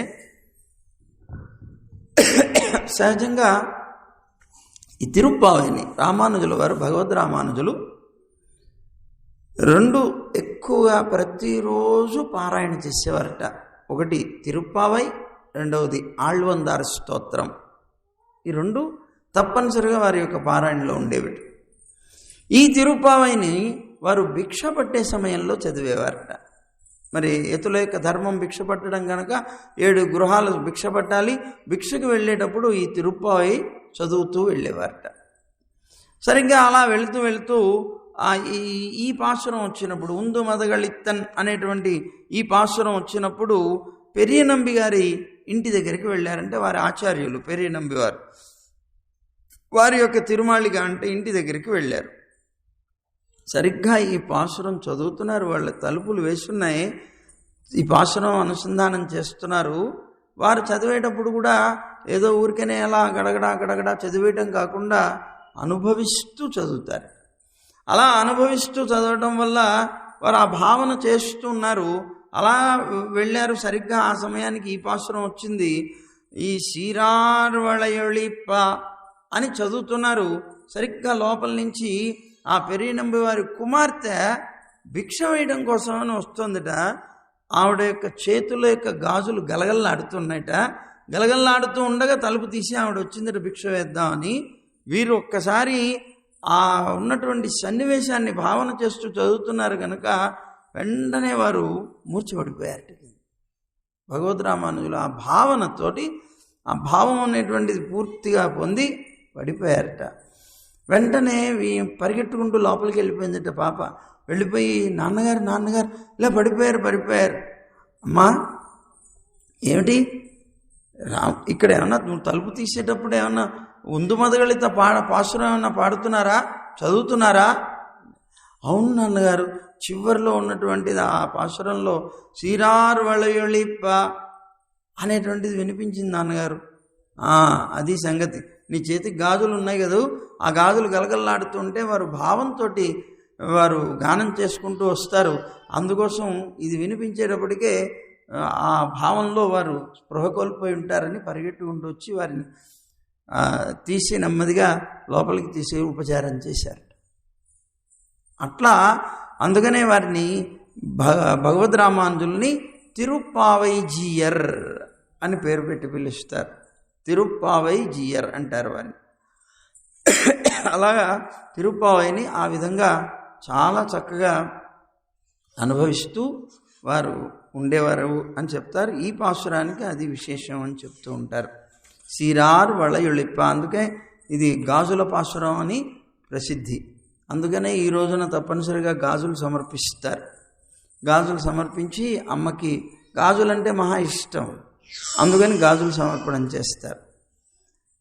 ఇక్కడ అదే ఊరు ఏదులాబాద్లో కూడా గోదా తల్లి గాజుల తల్లి అని పేరు. ఆవిడ అంటే చాలా కాలం క్రితం జరిగినటువంటి ఒక సన్నివేశం అక్కడ చెప్తూ ఉంటారు. ఏమిటి అంటే, ఏదులాబాదులో ఉన్నటువంటి అమ్మ అక్కడ వెంచేసి ఉన్నటువంటి స్థితిలో ఒక రోజున గాజులు అమ్మేటువంటి వాడు ఎవడో వచ్చాట. ఆ గాజులు అమ్మేటువంటి వాడు గాజులో ఈ గాజులు అంటూ ఉంటే ఆ గుళ్ళో నుంచి చిన్న పాప ఒకటి పరిగెట్టుకుంటూ వచ్చిందిట. నాకు గాజులు తొడగవా అని అడిగిందిట. నువ్వెవరమ్మా అన్న. ఆ పక్కన అర్చకుడు ఇల్లు చూపించి, అదిగో వాళ్ళ పిల్లని అన్నది. ఓహో, అర్చకుడు ఇల్లు, సరే సరే అయితే రా అని గాజులు తొడిగారట. తొడిగి వెళ్ళు ఇంటికి వెళ్ళి మీ నాన్నగారిని అడిగి డబ్బులు తీసుకురా అన్నారు. సరే, పాప లోపలికి వెళ్ళిపోయింది. పాప ఇతను అలాగే ఎదురు చూస్తూ కూర్చున్నాడు. ఎంతసేపటికి పాప రావట్లేదు. చివరికి ఆ ఇంటి దగ్గరికి వెళ్ళి స్వామి అని పిలిచాట. ఆయన వచ్చారట. వస్తే ఏమయ్యా ఏమిటి? ఏమీ లేదు స్వామి, మీ పిల్ల వచ్చింది, చిన్న పిల్ల, ఇదిగో ఆ పిల్లకి గాజులు తొడిగాను, డబ్బులు ఇవ్వమన్నాడు. డబ్బులు ఏమిటి, పిల్ల ఏమిటి అన్నట్టు. అంటే మీ ఇల్లే అని చెప్పిందండి పాప. ఏమోనయ్యా, ఎక్కడి నుంచి వచ్చింది? ఇదిగో ఆ గుళ్ళో నుంచి వచ్చిందండి అన్నాడు. అనేటప్పటికీ వెంటనే ఇతను అన్నట్ట, నాకు అసలు పిల్లలే లేరయ్యా, నాకు ఆడపిల్లలే లేరు, నా పిల్ల అని చెప్తే నువ్వు ఎట్లా నమ్మేసావు? నీకు ఎలా? నాకు తెలియదండి, మీ పిల్ల అని చెప్పిందండి. ఓ, అప్పుడు అర్థమైందిట. అప్పుడు గాజులు సమర్పణం చేశారట అక్కడ అమ్మవారికి. ఇప్పటికి కూడాను ఎవరైనా వెళ్ళి ఏది కోరుకున్నా సరే గాజులు సమర్పణం చేసి వాళ్ళ యొక్క కోరికలు తీరుతూ ఉంటాయని ప్రసిద్ధి అక్కడ. ఇక్కడ మహాలక్ష్మి యాగం చేసేటప్పుడు మనం ముందు అక్కడి నుంచే భిక్షా కార్యక్రమం ప్రారంభం చేశాం, ఆ ఏదులాబాద్ నుంచి. అది అలాంటి చక్కనైనటువంటి గోదామ్మ స్థానం అది ఏదులాబాద్. అక్కడ కూడా సేవించుకుంటే చాలా గొప్పది. అందుకని గాజుల తల్లి అమ్మ, ఇది గాజుల పాశురం అంటారు దీన్ని. ఈ పాశురం యొక్క విశేషం ఈవేళ మనం విన్నాం. సర్వం శ్రీకృష్ణార్పణమస్తు. గోవింద జయ జయ గోపాల జయ జయ,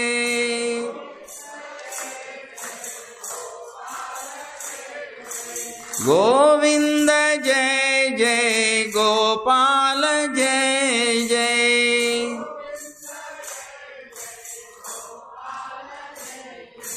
రాధారమణ హరి గోవింద జయ జయ,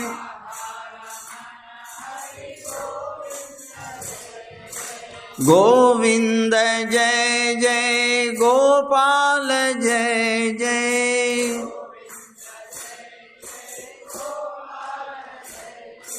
రాధారమణ హరి గోవింద జయ జయ,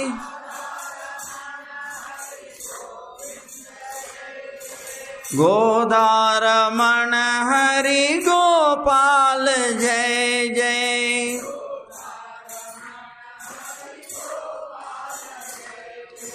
గోవింద గోవింద గోవింద జయ జయ,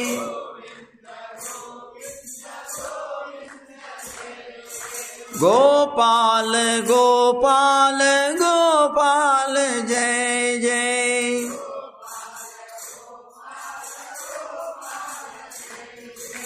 గోవింద జయ జయ గోపాల జయ జయ,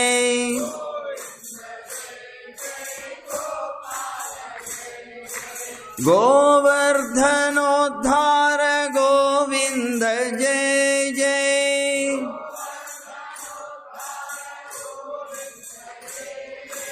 గోపీ మనోహర ముకుంద జయ జయ,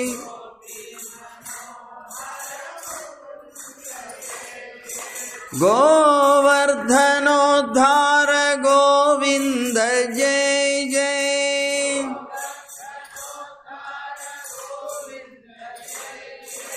గోపీ మనోహర ముకుంద జయ జయ,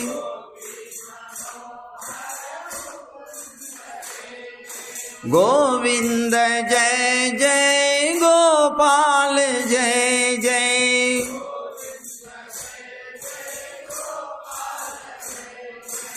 గోవింద జయ జయ గోపాల జయ జయ.